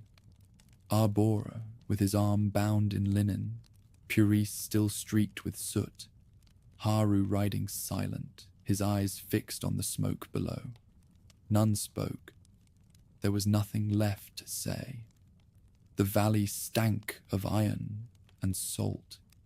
Men moved slowly through the wreckage, dragging the wounded from puddles that had frozen and thawed too many times. Every now and then, a voice called out a name that no one answered. The survivors of the voivod's army, peasants, nobles, shekelis, Poles, worked side by side, turning the battlefield into a grave. Shovels struck frozen earth with dull thuds. Monks from nearby monasteries carried incense and sang psalms that disappeared into the cold wind. By noon, the prince dismounted. He walked among the bodies without retinue or display. The dead lay in tangled patterns that still hinted at order. Rows of janissaries, heaps of sipahi, and a kunchu mixed with Moldavian peasants who had fallen in the same struggle. Near the river, he paused beside the carcass of a horse half buried in silt. Its rider's hand still clutched the reins. Stephen made the sign of the cross, not for the man's faith, but for his endurance. When the priests had finished their blessing, the voivod gave orders for burial. The Moldavian fallen were laid in shallow trenches and covered with earth. The rest were burned. The smoke rose straight into the calm air, forming a grey column that could be seen for miles. The valley that had swallowed an empire now offered itself to heaven as proof. At Suceava, bells tolled for the first time in months. Messengers galloped from the fortress carrying letters sealed with the prince's signet. The news travelled faster than the horses could be fed. Within weeks, it reached Krakow, Buda, Venice, and Rome. Each court received the same message, written in formal Latin and carried by trembling envoys. The Lord has granted victory to his servant. The armies of the Sultan have been destroyed in the valley of Vaslui. The cross stands unbroken. The chroniclers in Europe seized upon the story. In Poland, Jan Długosz described it as divine vengeance, writing that never since the days of the Moabites had such slaughter been seen. Venetian merchants, eager for Ottoman weakness, spread the tale in every port. Rome declared a day of thanksgiving. Pope Sixtus IV, moved by reports of faith and courage, named Stephen Athleta Christi, the champion of Christ. But beyond the papal praise, there came nothing more. No troops, no silver, no alliance. The West applauded from a safe distance. Within the principality, victory had another face.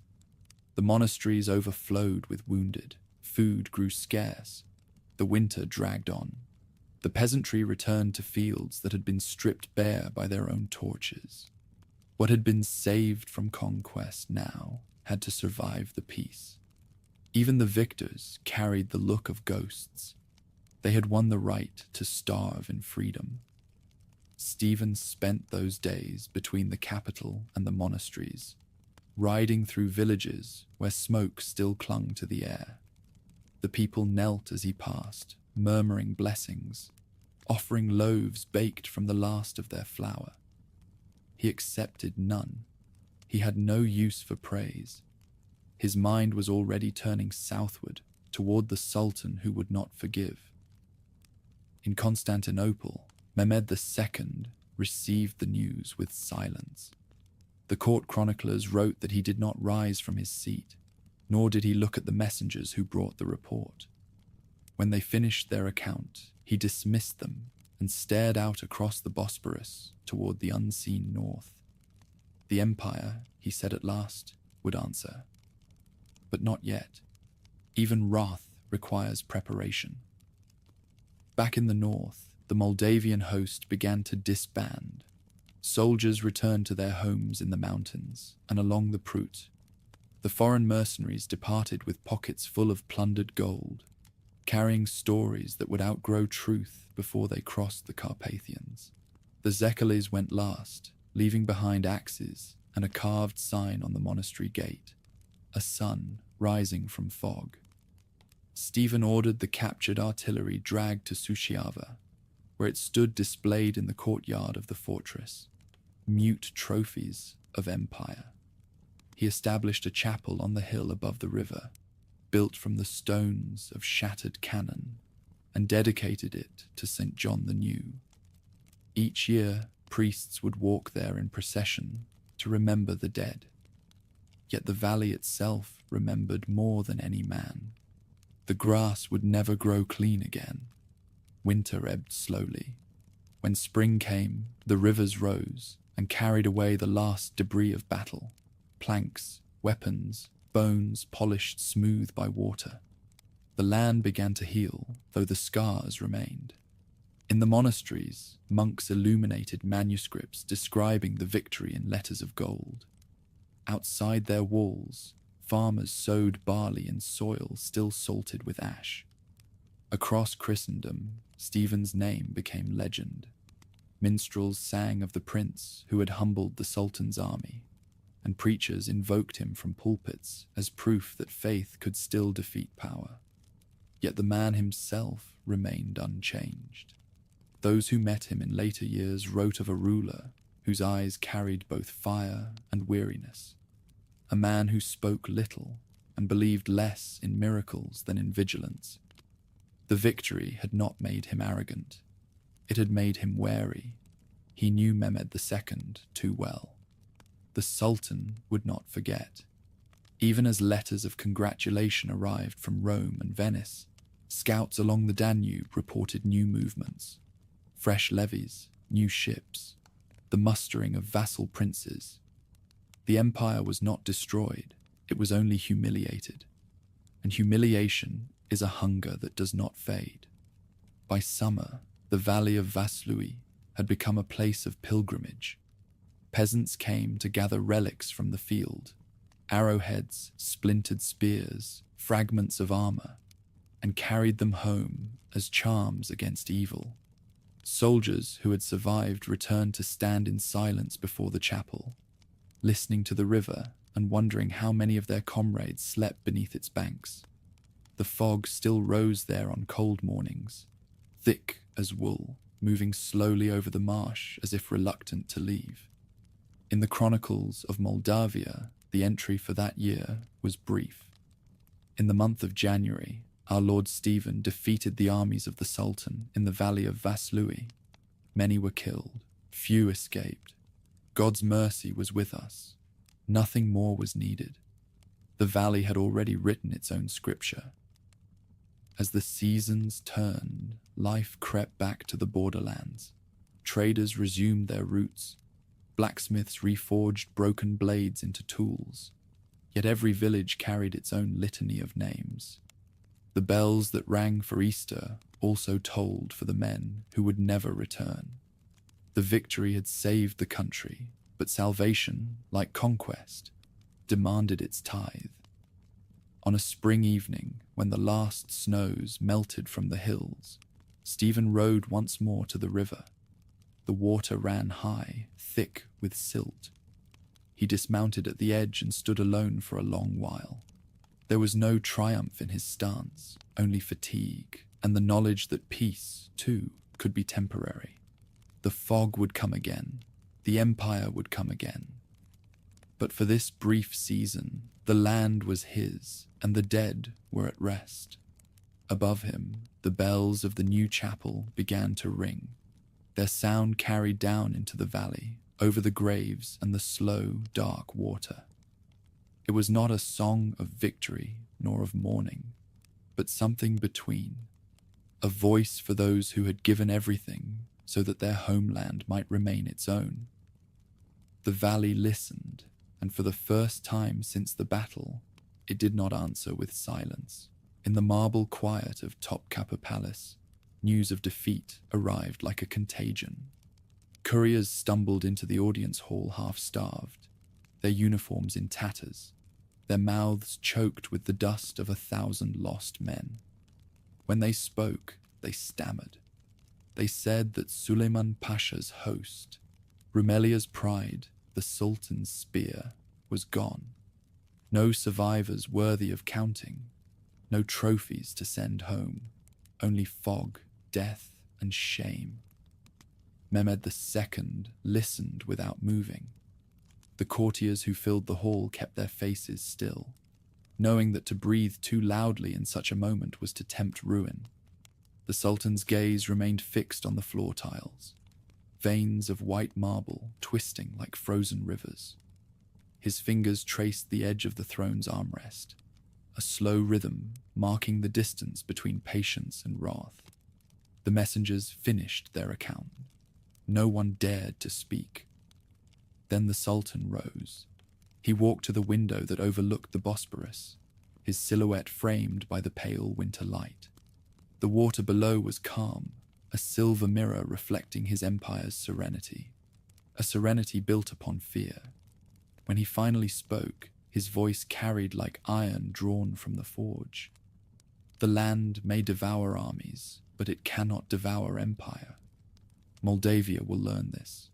He dismissed the couriers, ordered them fed, and demanded new maps. For days, Constantinople held its breath. Drums in the Janissary barracks stopped beating. The call to prayer echoed through empty courtyards. Those close to the throne whispered that the Sultan's anger had gone cold, that the kind of fury that does not shout is the most terrible of all. Mehmed's fury was not chaos. It was calculation. He had built an empire not on temper, but on method, and he knew that vengeance, like steel, must be tempered before it strikes. He convened his viziers, his treasurers, and his war captains beneath the vaulted ceiling of the imperial council chamber. The doors were shut, the lamps burned low. They debated the disaster. Grand Vizier Mahmud Pasha spoke of exhaustion in the provinces, of winter and plague. Others blamed Suleiman for haste, for trusting terrain and false guides. A few dared to question the wisdom of marching in the dead of the year. Mehmed listened, his expression unreadable. When the debate began to turn upon itself, he lifted his hand and ended it. Suleiman is dead to me, he said. The North will remember his failure as a lesson. We will not repeat it. He turned to his cartographers. New maps unrolled across the marble table, inked lines tracing the rivers, the mountains, the valleys where empire had bled. Mehmed studied them as if reading scripture.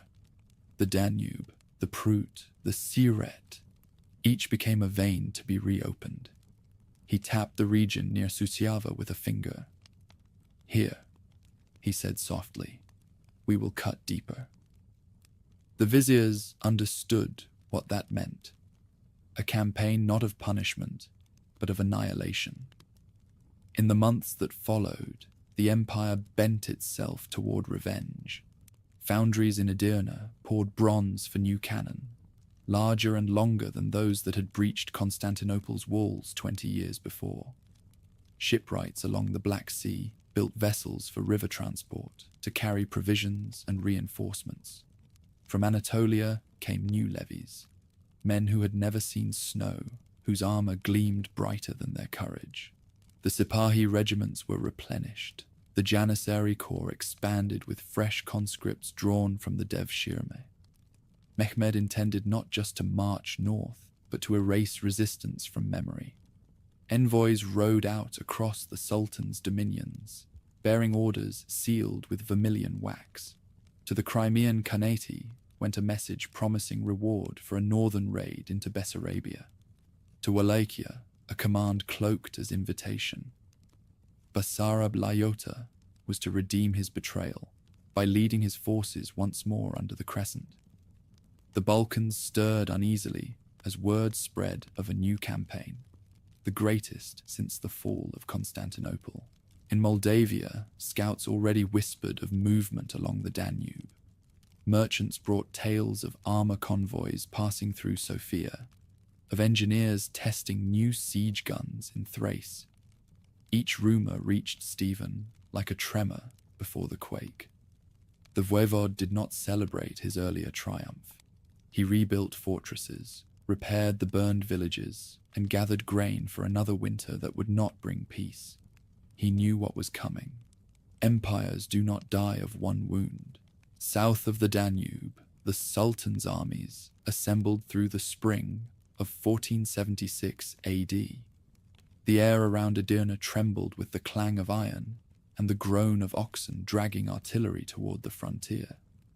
Mehmed reviewed his troops from horseback, janissaries in neat ranks, sipahi glittering under banners that caught the wind like fire. Behind them came contingents from every corner of his dominion. Albanians, Bosnians, Bulgarians, Anatolian Turks, Arabs, Tatars, and the horsemen of Crimea. It was less an army than a moving world. The Sultan himself would command it. Age had lined his face, but his eyes burned with the same fever that had carried him through the breach of Constantinople's walls. His courtiers whispered that he sought not only vengeance, but redemption, that he meant to cleanse his shame in northern blood. Every hour of his life, since Vaslui, had been an insult endured. Now it would be repaid. By early summer, the logistics were complete. The supply depots along the Danube brimmed with grain and gunpowder. Herds of oxen grazed in the meadows, ready to be slaughtered for the march. Smiths worked day and night repairing weapons. The air reeked of tar and sweat. From the palace, arsenals in Constantinople, came new standards embroidered in gold thread. A rising sun on red silk, symbol of a renewed dawn.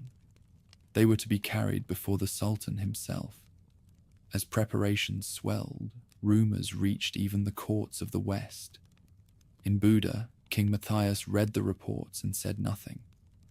In Rome, Sixtus IV prayed for Christendom's deliverer, though no crusade formed. In Venice, merchants calculated the price of defeat or victory, whichever would serve them best.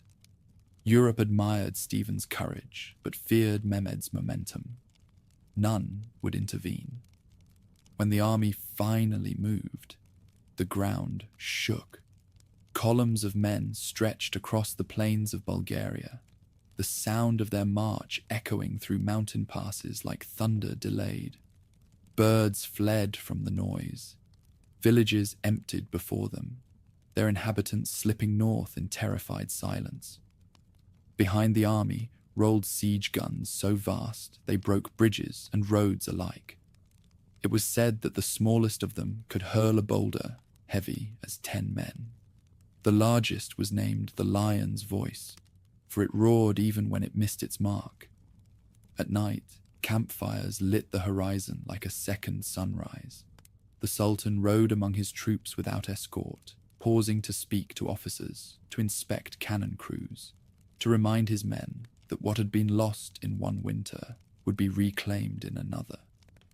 The soldiers answered with their drums, a thunder that rolled from one end of the host to the other. Even the river seemed to change its course to accommodate them.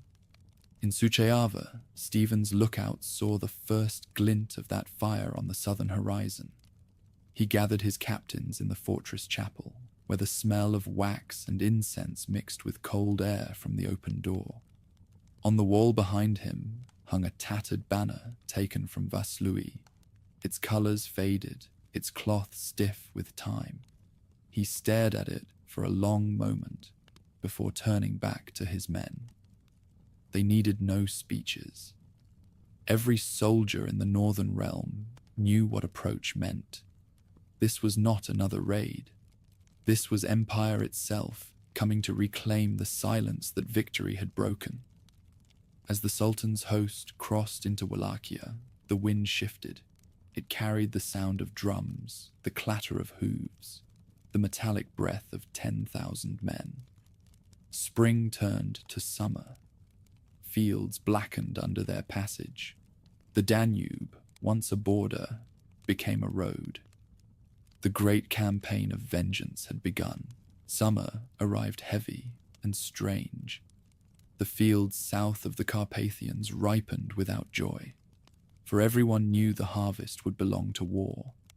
Dust clouds on the southern horizon marked where Mehmed II's army devoured the distance between Wallachia and the frontier. Every day brought new tremors through the earth, as if the world itself remembered the footsteps of empire.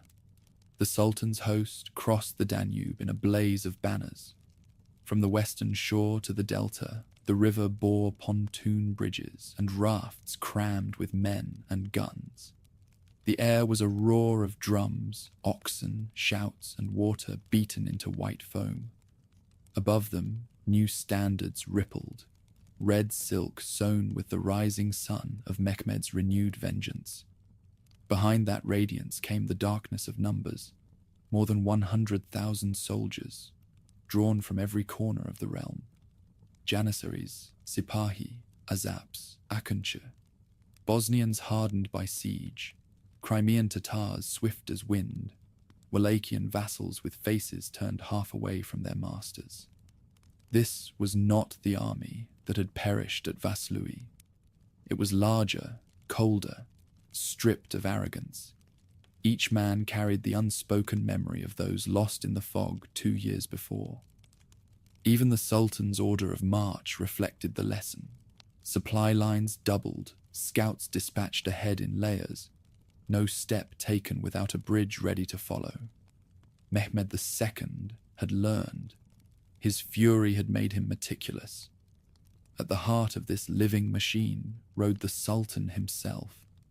Grey streaked his beard now, but his back remained straight, his eyes sharp under the rim of a plain iron helm. He spoke little, yet every officer who came before him felt the pressure of expectation, the certainty that this campaign was both punishment and absolution. The defeat of 1475 had been an insult to empire, and empire was a thing that could not endure insult. The columns entered Wallachia in waves. Villages emptied before them.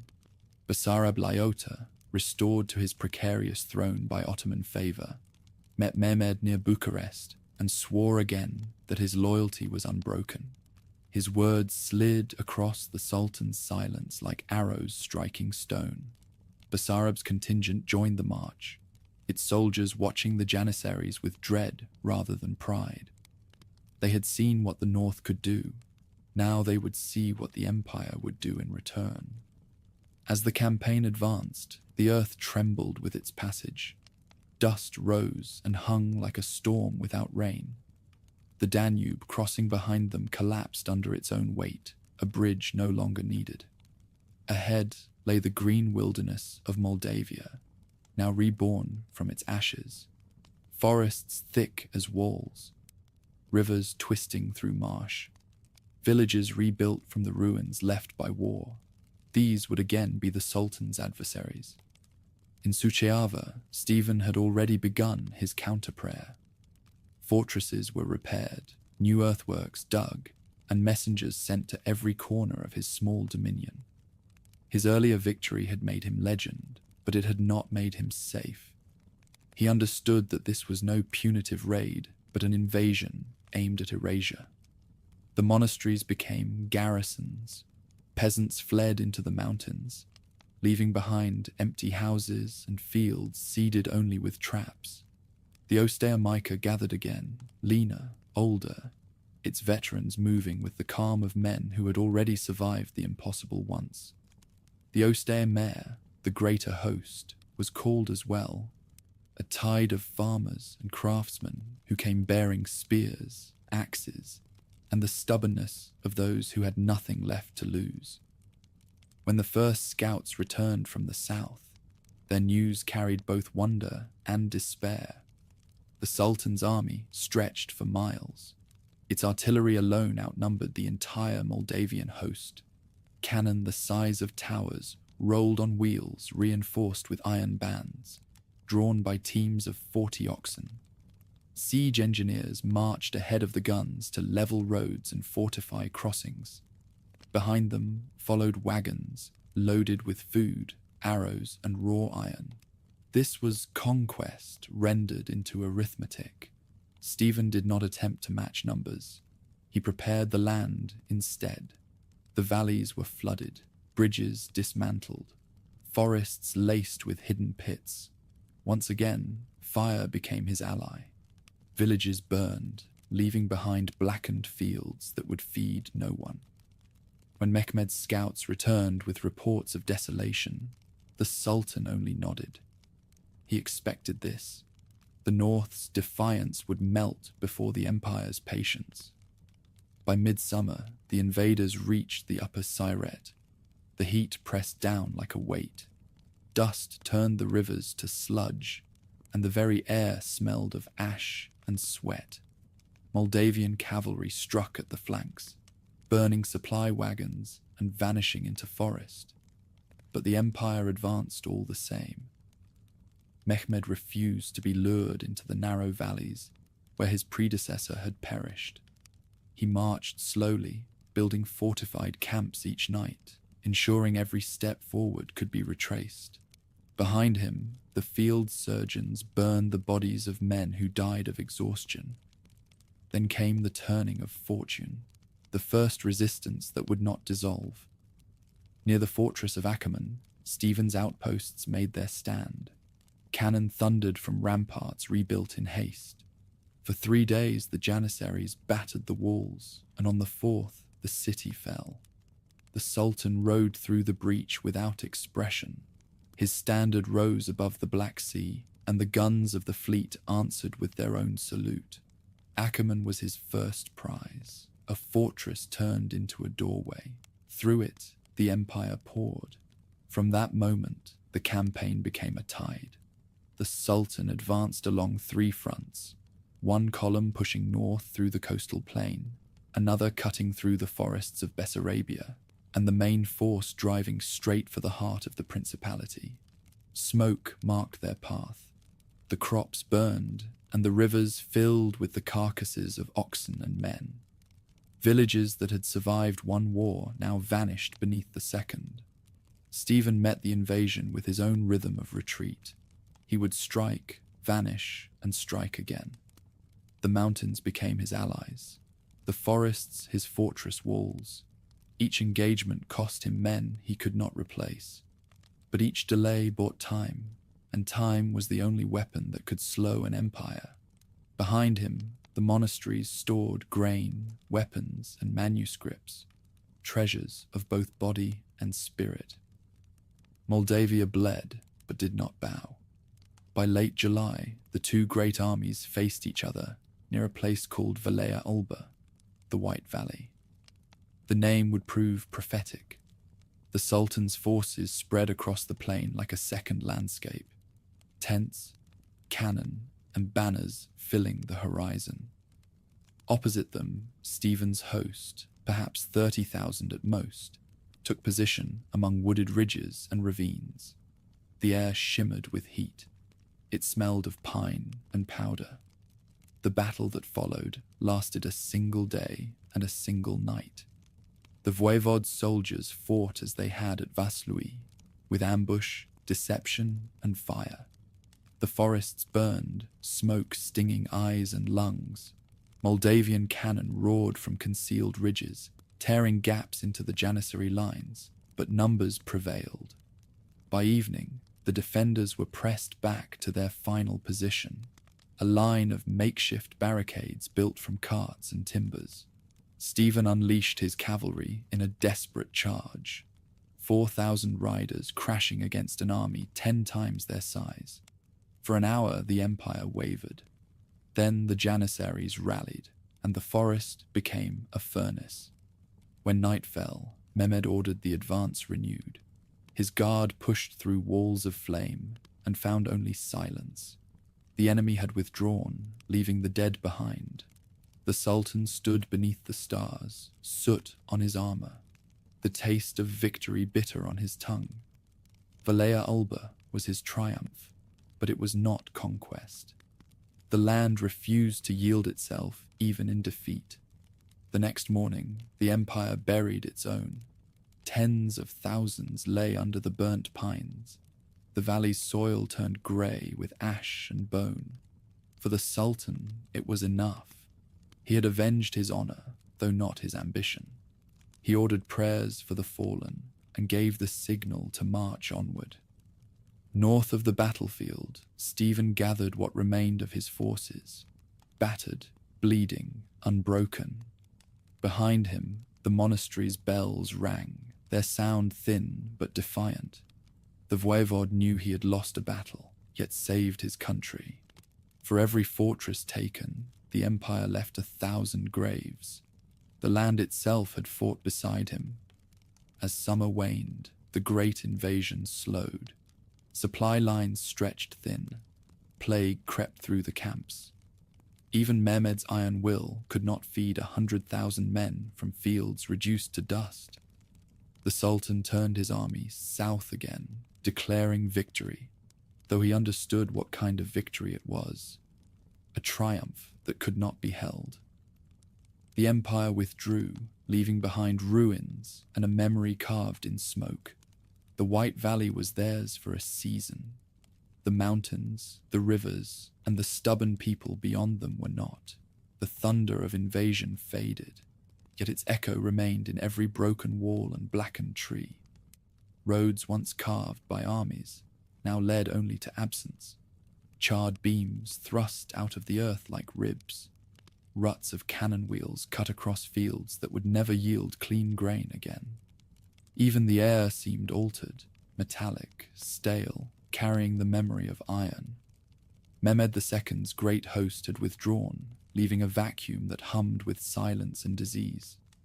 Moldavia still stood, but like a tower struck by lightning, upright, hollowed, uncertain of its own strength. Along the southern marches, villages no longer existed. Deeper inland, people crept from the woods, faces pale from months of hiding. When they heard the distant roll of drums, they did not flee. They waited, testing whether sound itself still meant danger.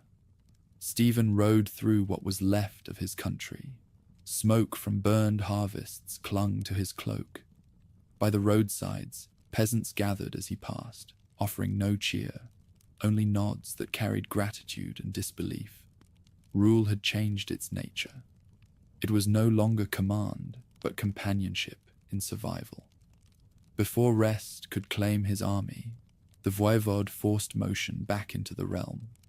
Couriers galloped between fortresses that had lived like islands through the storm. Messengers reached monasteries with orders to open their granaries and write down the names of the dead. In the towns, blacksmiths melted armor into nails and hinges. The same hands that had drawn swords now raised stones, rebuilding what war had taught them to destroy. Communication returned first, then breath. From Suceava, riders spread outward, carrying new decrees. Repair bridges, reclaim livestock, gather seed. Grain from the monasteries fed soldiers and orphans alike. Monks who had prayed behind barred gates now counted barrels of rye beside icons blackened by smoke. Prayer and administration learned to share the same parchment. Information followed food. Scouts brought reports from the border. Ottoman garrisons still occupied the lower Danube. Patrols crossed at night, and the Crimean auxiliaries scavenged along the coast.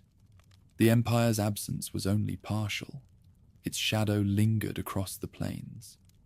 Stephen read each dispatch in silence, signing replies with a steady hand that betrayed no fatigue. His council watched him for signs of collapse and found none.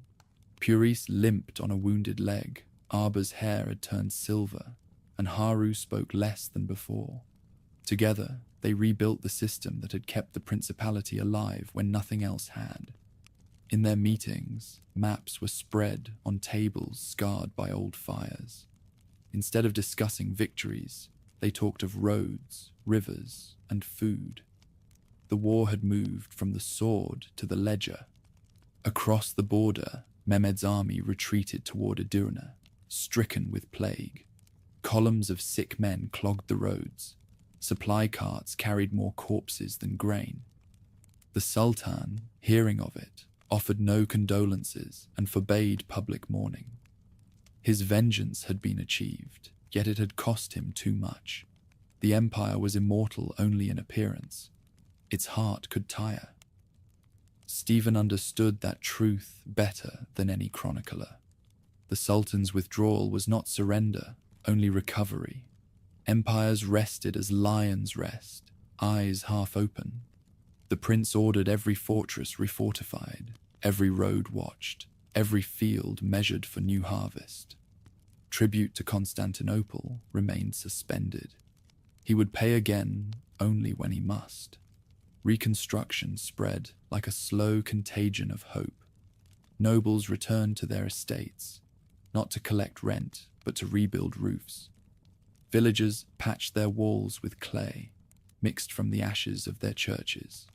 Smiths forged tools from shattered spears. At Nimes, a new gate rose where the old had fallen.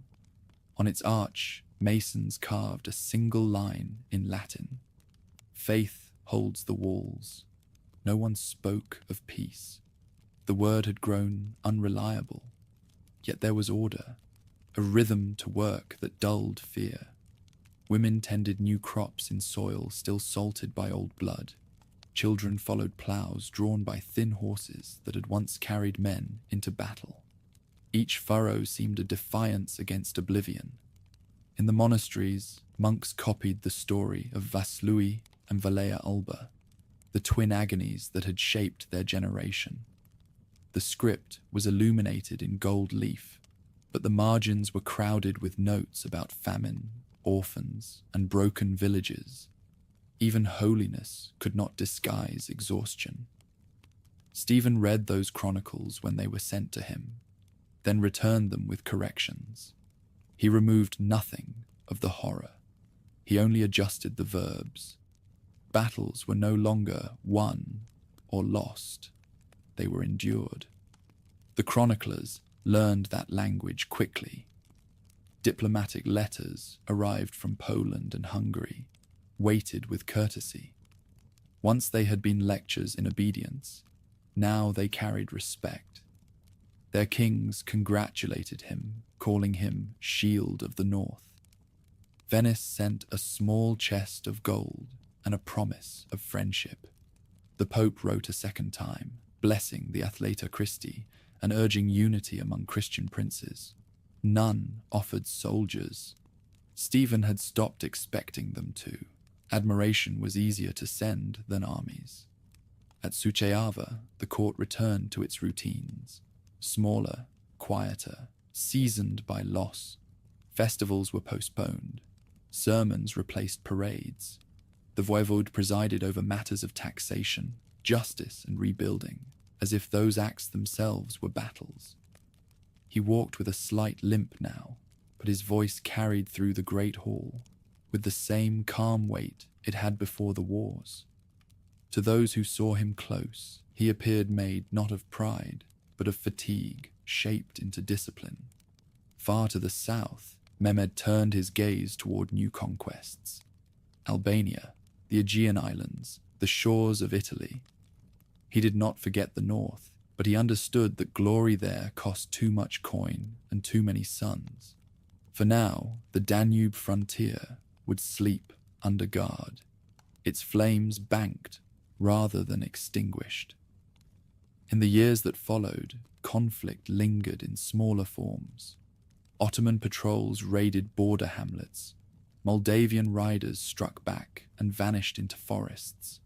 Skirmishes flared like sparks between rainstorms, quick, bright, and inconclusive. Each side claimed a victory. Neither believed it. The war had changed into habit. Within the realm, recovery took root in unexpected ways. Markets reopened beside the ruins of old churches. Traders from Poland returned, their wagons heavy with salt and cloth. Bells rang again, though their tones were rough, mismatched, recast from melted cannon. The people learned to measure prosperity, not in abundance, but in the absence of smoke on the horizon. When visitors described him to foreign courts, they spoke of a prince who ruled from a wooden chair carved by his own hand. He was seen in armor only during inspection. Otherwise, in plain wool, his sword within reach but seldom drawn. Each dawn, he attended mass in the chapel of Suceava, before turning to matters of the realm. His letters, preserved in distant archives, reveal a ruler less interested in glory than in continuity. The empire might one day return, but for now, the rivers ran unguarded, the borders watched by their own people. Moldavia had learned to govern itself through endurance. That endurance became legend. On clear nights, when the fortress lay quiet, Stephen climbed the ramparts and looked across the dark landscape. No fires burned on the southern horizon. In the distance, he could hear the faint toll of monastery bells, steady, unbroken, familiar. It was not triumph he felt, nor even relief, only recognition, the sound of a land still breathing. Moldavia had survived again, wounded, watchful, unwilling to die. Faint traces of war's fire remained, touching every throne with their shadow. In Europe's courts, messengers spoke of the miracle in the north, how Stephen the Great had held his ground against Mehmed II, how the army of Islam had been broken by fog and faith. The story arrived softened by distance, burnished by admiration. Yet behind every retelling lay the same uneasy truth. Christendom had watched him fight alone. Stephen understood that silence better than any word of praise. Once his land began to breathe again, he turned from rebuilding walls to rebuilding alliances. The sword had bought survival. Diplomacy might buy time. Envoys rode out from Suceava under banners newly mended but still scarred by fire. Their saddlebags carried letters written in the prince's own hand, addressed to kings who had once ignored him. Each began with courtesy and ended with quiet reproach. Poland, Hungary, Venice, Rome. The same names, the same hesitations.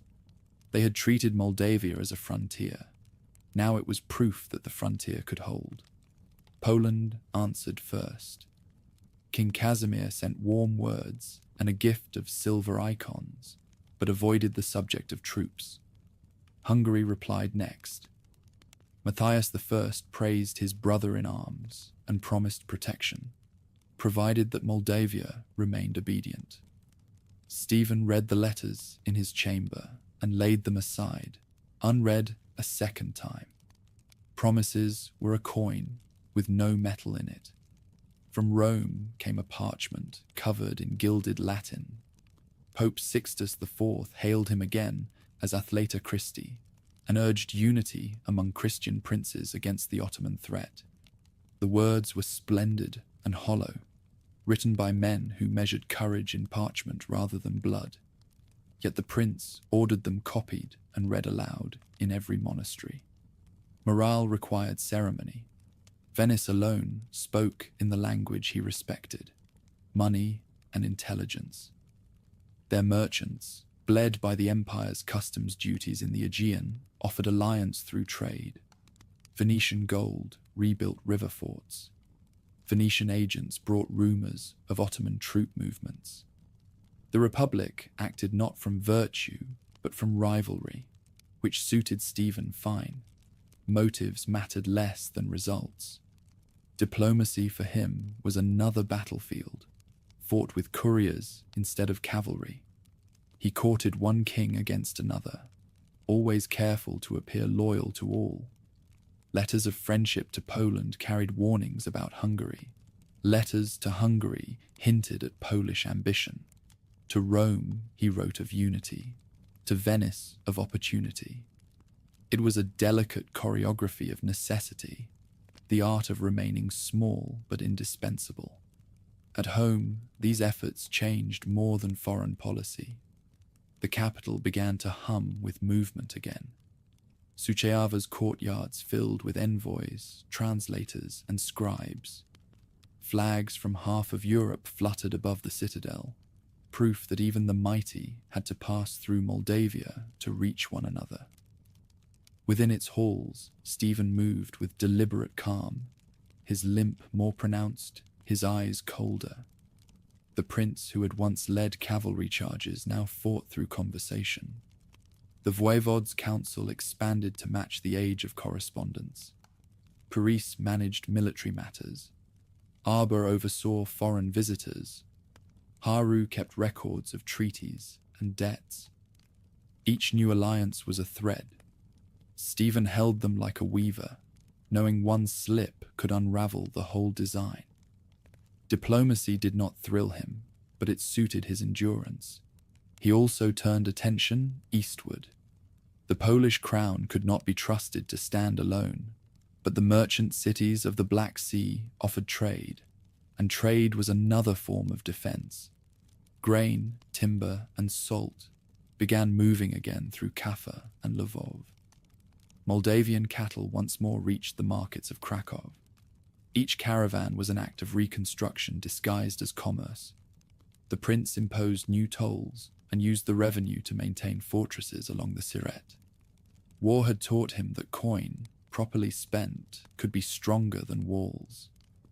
In Constantinople, Mehmed received reports of this renewed activity.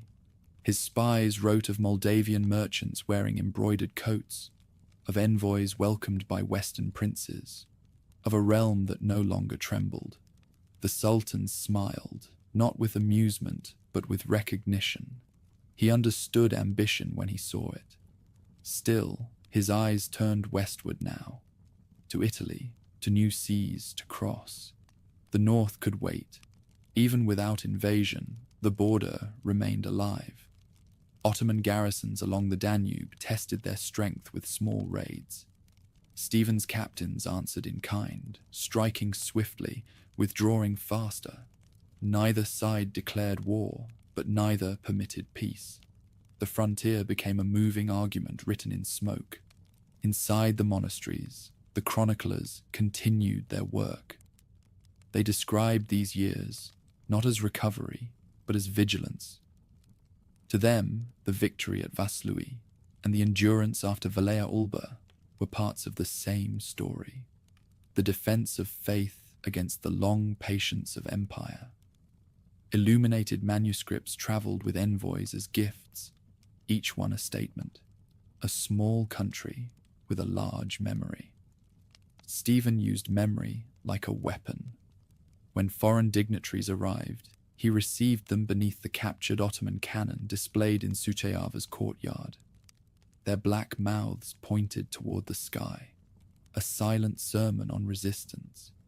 The prince spoke rarely of battles, preferring to discuss roads, taxation, and the rebuilding of monasteries.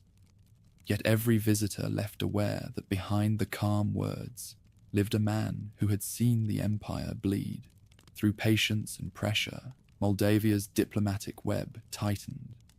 Venice sent more merchants, Poland more treaties, Hungary more nervous gestures of fraternity. Even Moscow, still distant and half legendary, sent an emissary to observe this strange prince who defied the Sultan. Stephen welcomed him with austere courtesy and demanded no alliance. It was enough to be seen. Within his realm, peace of a sort settled. Farmers returned to their fields. Traders reopened routes to the Baltic, and craftsmen restored the churches that had been burned. Yet beneath that surface calm, everything remained provisional.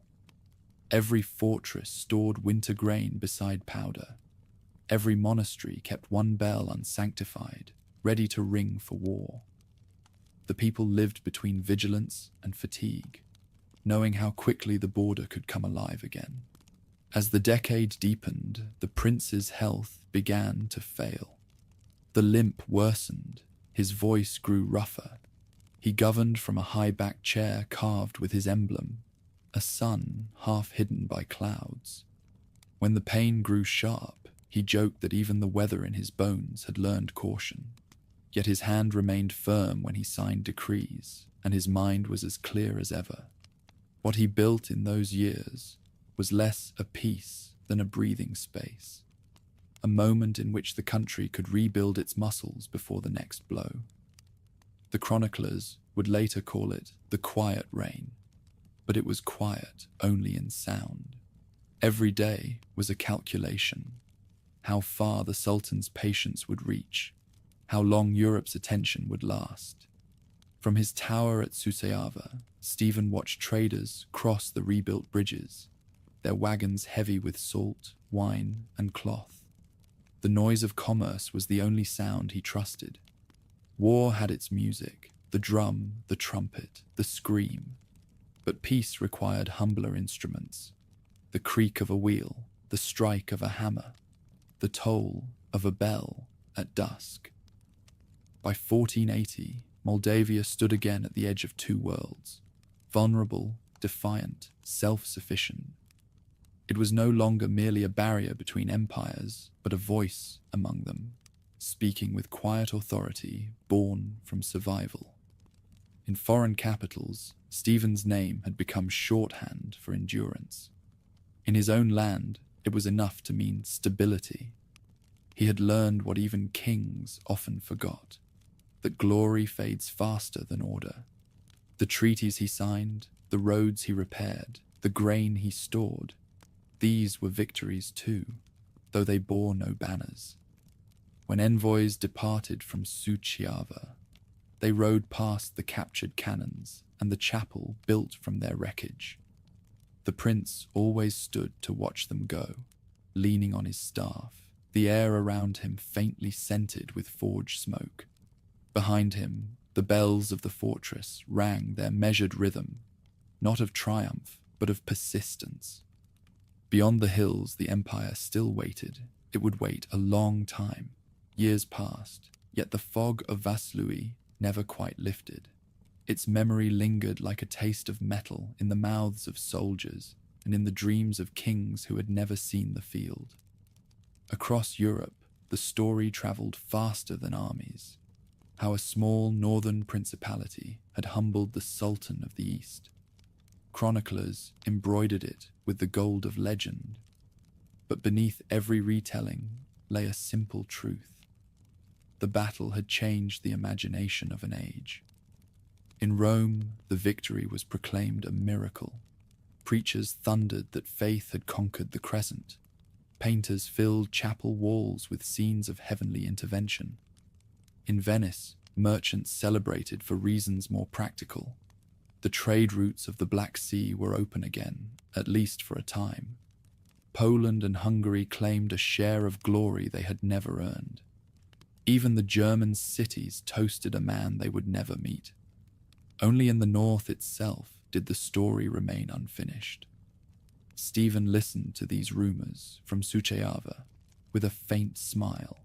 To him, Vaslui was not a miracle, but a calculation executed under mercy. Yet he allowed the legend to grow. Legends had their uses. They could travel where envoys could not. The prince ordered that the chronicles of his victory be copied in every monastery, not as pride, but as protection. Memory was a fortress no army could besiege. Within the empire, the disaster had left its own kind of mark. Mehmed II ruled on, but his northern ambition had cooled. He no longer spoke of marching to Krakow or Vienna. His generals planned campaigns toward the west and the sea instead, where stone walls yielded faster than forests. The Sultan's courtiers learned never to mention the name Vaslui in his presence. It had become an echo he refused to hear. But empires forget slowly, and resentment endures longer than failure. Even after Mehmed's death in 1481, his successors kept watch over the border. The Danube frontier became a line of suspicion rather than invasion, a wound sealed but never healed.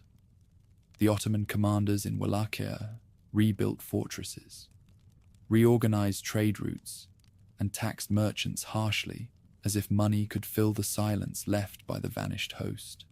From these precautions, the shape of a new equilibrium emerged. The empire no longer sought to swallow the north, only to contain it. For Moldavia, that uneasy balance was both shield and burden. The prince who had saved his country from conquest now found himself ruling within the shadow of his own triumph. Every visitor, every envoy, every wandering monk spoke of Vaslui as if it were a crown he could never remove. In victory, he had become a symbol, and symbols cannot rest. The years that followed were years of building. The charred towns of the frontier grew back as clusters of timber and stone. New monasteries rose along the rivers, their frescoes bright with saints painted from memory of the fallen. Stephen visited each as they were completed, walking among masons and monks, speaking softly but rarely smiling. He had seen too much glory to trust it. Among the people, the battle became a tale, half historical, half sacred. Parents told their children that angels had fought beside their prince, that the fog had been sent by God to hide them from the Turks. The truth did not matter. What mattered was that faith could imagine victory, and imagination itself was a kind of armor. Europe's rulers, meanwhile, drew their own lessons. In Buda, King Matthias studied the Moldavian campaign and reformed his army, building a standing force trained to fight in forests and mud. In Krakow, advisors spoke of alliances among small states to resist the Ottoman tide. In the courts of Italy, writers compared Stephen to ancient heroes, though none could pronounce his name correctly. For a brief span, the world remembered that geography alone did not dictate survival. Yet even legend has weight. Moldavia's independence depended as much on perception as on strength. Stephen understood that as clearly as any diplomat. He nurtured the image of his realm as Christendom's frontier, righteous, steadfast, and poor. It invited sympathy, and sympathy bought time.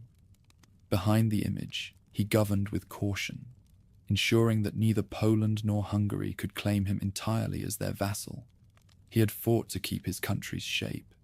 Now he fought to keep its space. The Sultan's spies continued to operate across the border, their reports oddly respectful. They wrote of a land rebuilt from ashes, of roads patrolled by soldiers who carried icons on their saddles, of monasteries rising like fortresses in the hills. Even the Ottoman chroniclers, Tursun Beg among them, admitted that the voivode of Moldavia had created a state that endured through faith as much as steel. They called him the Mountain Prince, a man who ruled from a throne of stone and silence. At home, the prince's court had changed. The hall that had once resounded with war councils now filled with architects, scribes, and monks. Where drums had thundered, there was the sound of chisels shaping marble. Each new monastery he founded, Putna, Voronezh, Potroci, was both prayer and policy, a message carved into landscape, that the country still lived, still believed, still stood between worlds. The voivode's health, however, declined. Old wounds stiffened his gait. His right hand trembled when he wrote, yet his will remained unbroken. He continued to ride across the frontier to inspect garrisons, wrapped in a cloak heavy enough to hide pain. Those who saw him up close spoke of a face carved by discipline rather than age. When asked why he built so many churches, he answered that the stones would pray when men could not. By the 1490s, the memory of Vaslui had hardened into myth. Travelers from the west came to see the battlefield as pilgrims might visit a shrine. They took handfuls of soil, pieces of arrowhead, small tokens to carry home. The locals watched in silence. To them, the valley was neither miracle nor monument. It was the scar where their fathers had vanished. When the fog returned each winter, they said it was the dead reclaiming the ground. Even in Constantinople, scholars and soldiers argued over what the battle had meant. Some called it an accident of weather, others a masterpiece of cunning. The truth lay somewhere in between, lost in mist. For Mehmed's empire, it had been a lesson in limits. For Europe, a rare proof that empire itself could bleed. Stephen lived long enough to see his own legend turn into prophecy.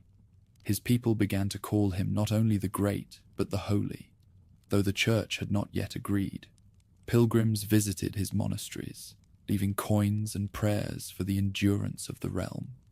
He greeted them with the humility of a man who knew that devotion and desperation are often the same. In his final years, ambassadors continued to pass through Suceava, men with smoother hands and brighter speech than any soldier. They found a ruler who spoke of faith as strategy and of patience as a weapon. He told them that the true frontier was not the river or the mountain, but the heart that refused to yield. None could tell whether it was wisdom or fatigue. The fog of Vaslui outlived all of them. Long after armies changed banners and princes changed names, the story persisted, how a small land at the edge of Europe had defied an empire and survived. Maps would shift, fortresses crumble, empires fade, yet the valley remained, holding its silence like an oath. When later generations searched for proof of the miracle, they found none. Only a plain of grass and a river that still smelled faintly of iron after rain. But those who listened closely swore they could hear, in the murmuring of water against stone, the low, steady rhythm of hooves, echoes of a battle that refused to end. Age came quietly to the man who had lived through too many dawns of war. It did not conquer him. It surrounded him, patient and precise, as he had once surrounded his enemies. The beard that had been black beneath the helmet of Vaslui was now silver. The hand that once held a sword signed decrees with measured care. His step, once astride, had become a deliberate pace. Yet when Stephen the Great walked through the courtyards of Suceava, men still straightened as if the empire itself had entered the room. The realm he had defended was smaller than his legend, but stronger than its beginnings. Moldavia's frontiers held. The villages rebuilt after the invasions now smoked with hearth fires again, and trade moved along the Siret and Prut. The monasteries he had founded stood like guardians of memory, Putna, Voronets, Neamts, each a citadel of prayer, where the past was painted on the walls in the blue of eternity. He visited them often, traveling not as conqueror but as pilgrim. At Putna, his favorite among them, the monks laid down their chisels when he arrived and bowed as to a living relic. He would kneel before the altar, motionless for long minutes, his breath a whisper lost among the candles. Faith had always been his armor, though now it served as medicine. To those who asked why he prayed so often, he replied that a man who commands must first learn to ask forgiveness. The world beyond his borders did not rest. Empires shifted like tides. Mehmed II was long dead, succeeded by sons who carried his ambition, but not his mind. New wars smoldered in the Balkans and the Mediterranean, drawing Ottoman strength southward. Poland and Hungary traded peace for influence, and the crowns of the West turned their eyes toward Italy. For a rare moment, Moldavia lay beyond the main currents of power. The voivodes had bought his people not eternity, but reprieve. In that breathing space, he governed as a craftsman finishes his life's work, with patience, with weight, with care. His council had thinned, Purist dead of old wounds, Arbora retired to his estate, Haru buried at Naimt, but their sons now served where their fathers had. The state they had forged from siege and famine had learned its own rhythm. Taxes were collected, courts held, roads kept passable even in snow. Soldiers trained at the fortresses for wars that might never come. The miracle of Vaslui had become habit. Letters still came from foreign courts. They addressed him now as Prince of the East, defender of the faith, friend of the West. He answered all with the same courtesy. His ambitions had narrowed to the size of his homeland. His victories no longer needed banners. They were counted in the stability of harvests, the birth of children, the slow return of laughter to markets. But solitude had grown around him. His wife, Maria of Mangop, was gone, his children scattered to alliances and monasteries. In the evenings, he would walk the ramparts alone, listening to the bells carried by the wind from Putna. The sound reminded him of the river fogs of his youth, those mornings before battle when the world held its breath and the future had not yet chosen sides. The prince's body betrayed him before his mind did. A wound received decades earlier refused to heal. By his 70th year, he walked with 2 canes and slept little. Pain became his last companion. When physicians begged him to rest, he told them that rulers rested only when forgotten. In his final months, he withdrew from court and lived among the monks at Putna. The chronicles describe him as serene, though serenity in such men is rarely peace. It is discipline turned inward. He dictated his last orders from a small cell lit by 1 lamp. Roads were to be maintained, grain stored, the border garrisons supplied before winter. Even dying, he governed. When the time came, the prince received communion, surrounded by the hum of prayer. The rooms smelled of wax and pine. Snow drifted against the shutters. His confessor later wrote that he whispered only 2 words before the end. It endures. Whether he meant his soul or his country, no one could say. He died in the summer of 1504, in the 57th year of his reign. Word spread slowly across the valleys and rivers. In villages that had known only his name, people wept as if a father had gone. Bells rang for a week without pause. The old soldiers who had followed him at Vaslui carried his body from Suceava to Putna on their shoulders. When the procession reached the monastery, thousands lined the road, holding candles that turned the dusk to gold. He was buried beneath a slab of white stone carved with his crest. A sword, a sun, and a cross entwined. Over the tomb, the monks sang until their voices broke. For decades afterward, travelers passed through the northern land and found his memory intact. They spoke of fields reclaimed, of fortresses kept in repair, of a people who carried themselves with quiet pride. Some said that on fog-heavy mornings, the valley of Vaslui still murmured like a sea of whispers, the ghosts of that victory refusing to rest. Others swore that on nights when thunder rolled from the Carpathians, they could hear distant drums echoing his name. In time, legend absorbed him. Chroniclers called him the Great and the Holy. The church canonized him centuries later, but the peasants had done so long before, lighting candles before his image, invoking him against invasion and plague. To them, he had not died. He had simply taken residence in the mountains, watching over the roads where empire might one day return. History, less sentimental, remembered him differently, as the man who measured himself against an empire and did not collapse. His victories were local, his defeats partial, yet the balance he struck outlasted them all. Between the Black Sea and the Carpathians, he had built not a kingdom, but a continuity. Generations later, envoys from distant courts would still pause at the chapel of Putna. They would stand before the stone and whisper the same observation, that the man beneath it had not conquered the world, but had prevented the world from conquering him. The chronicles closed there. The fog of Vaslui thinned, the empire shifted, the frontier changed hands again and again. Yet through centuries of forgetting, his name persisted.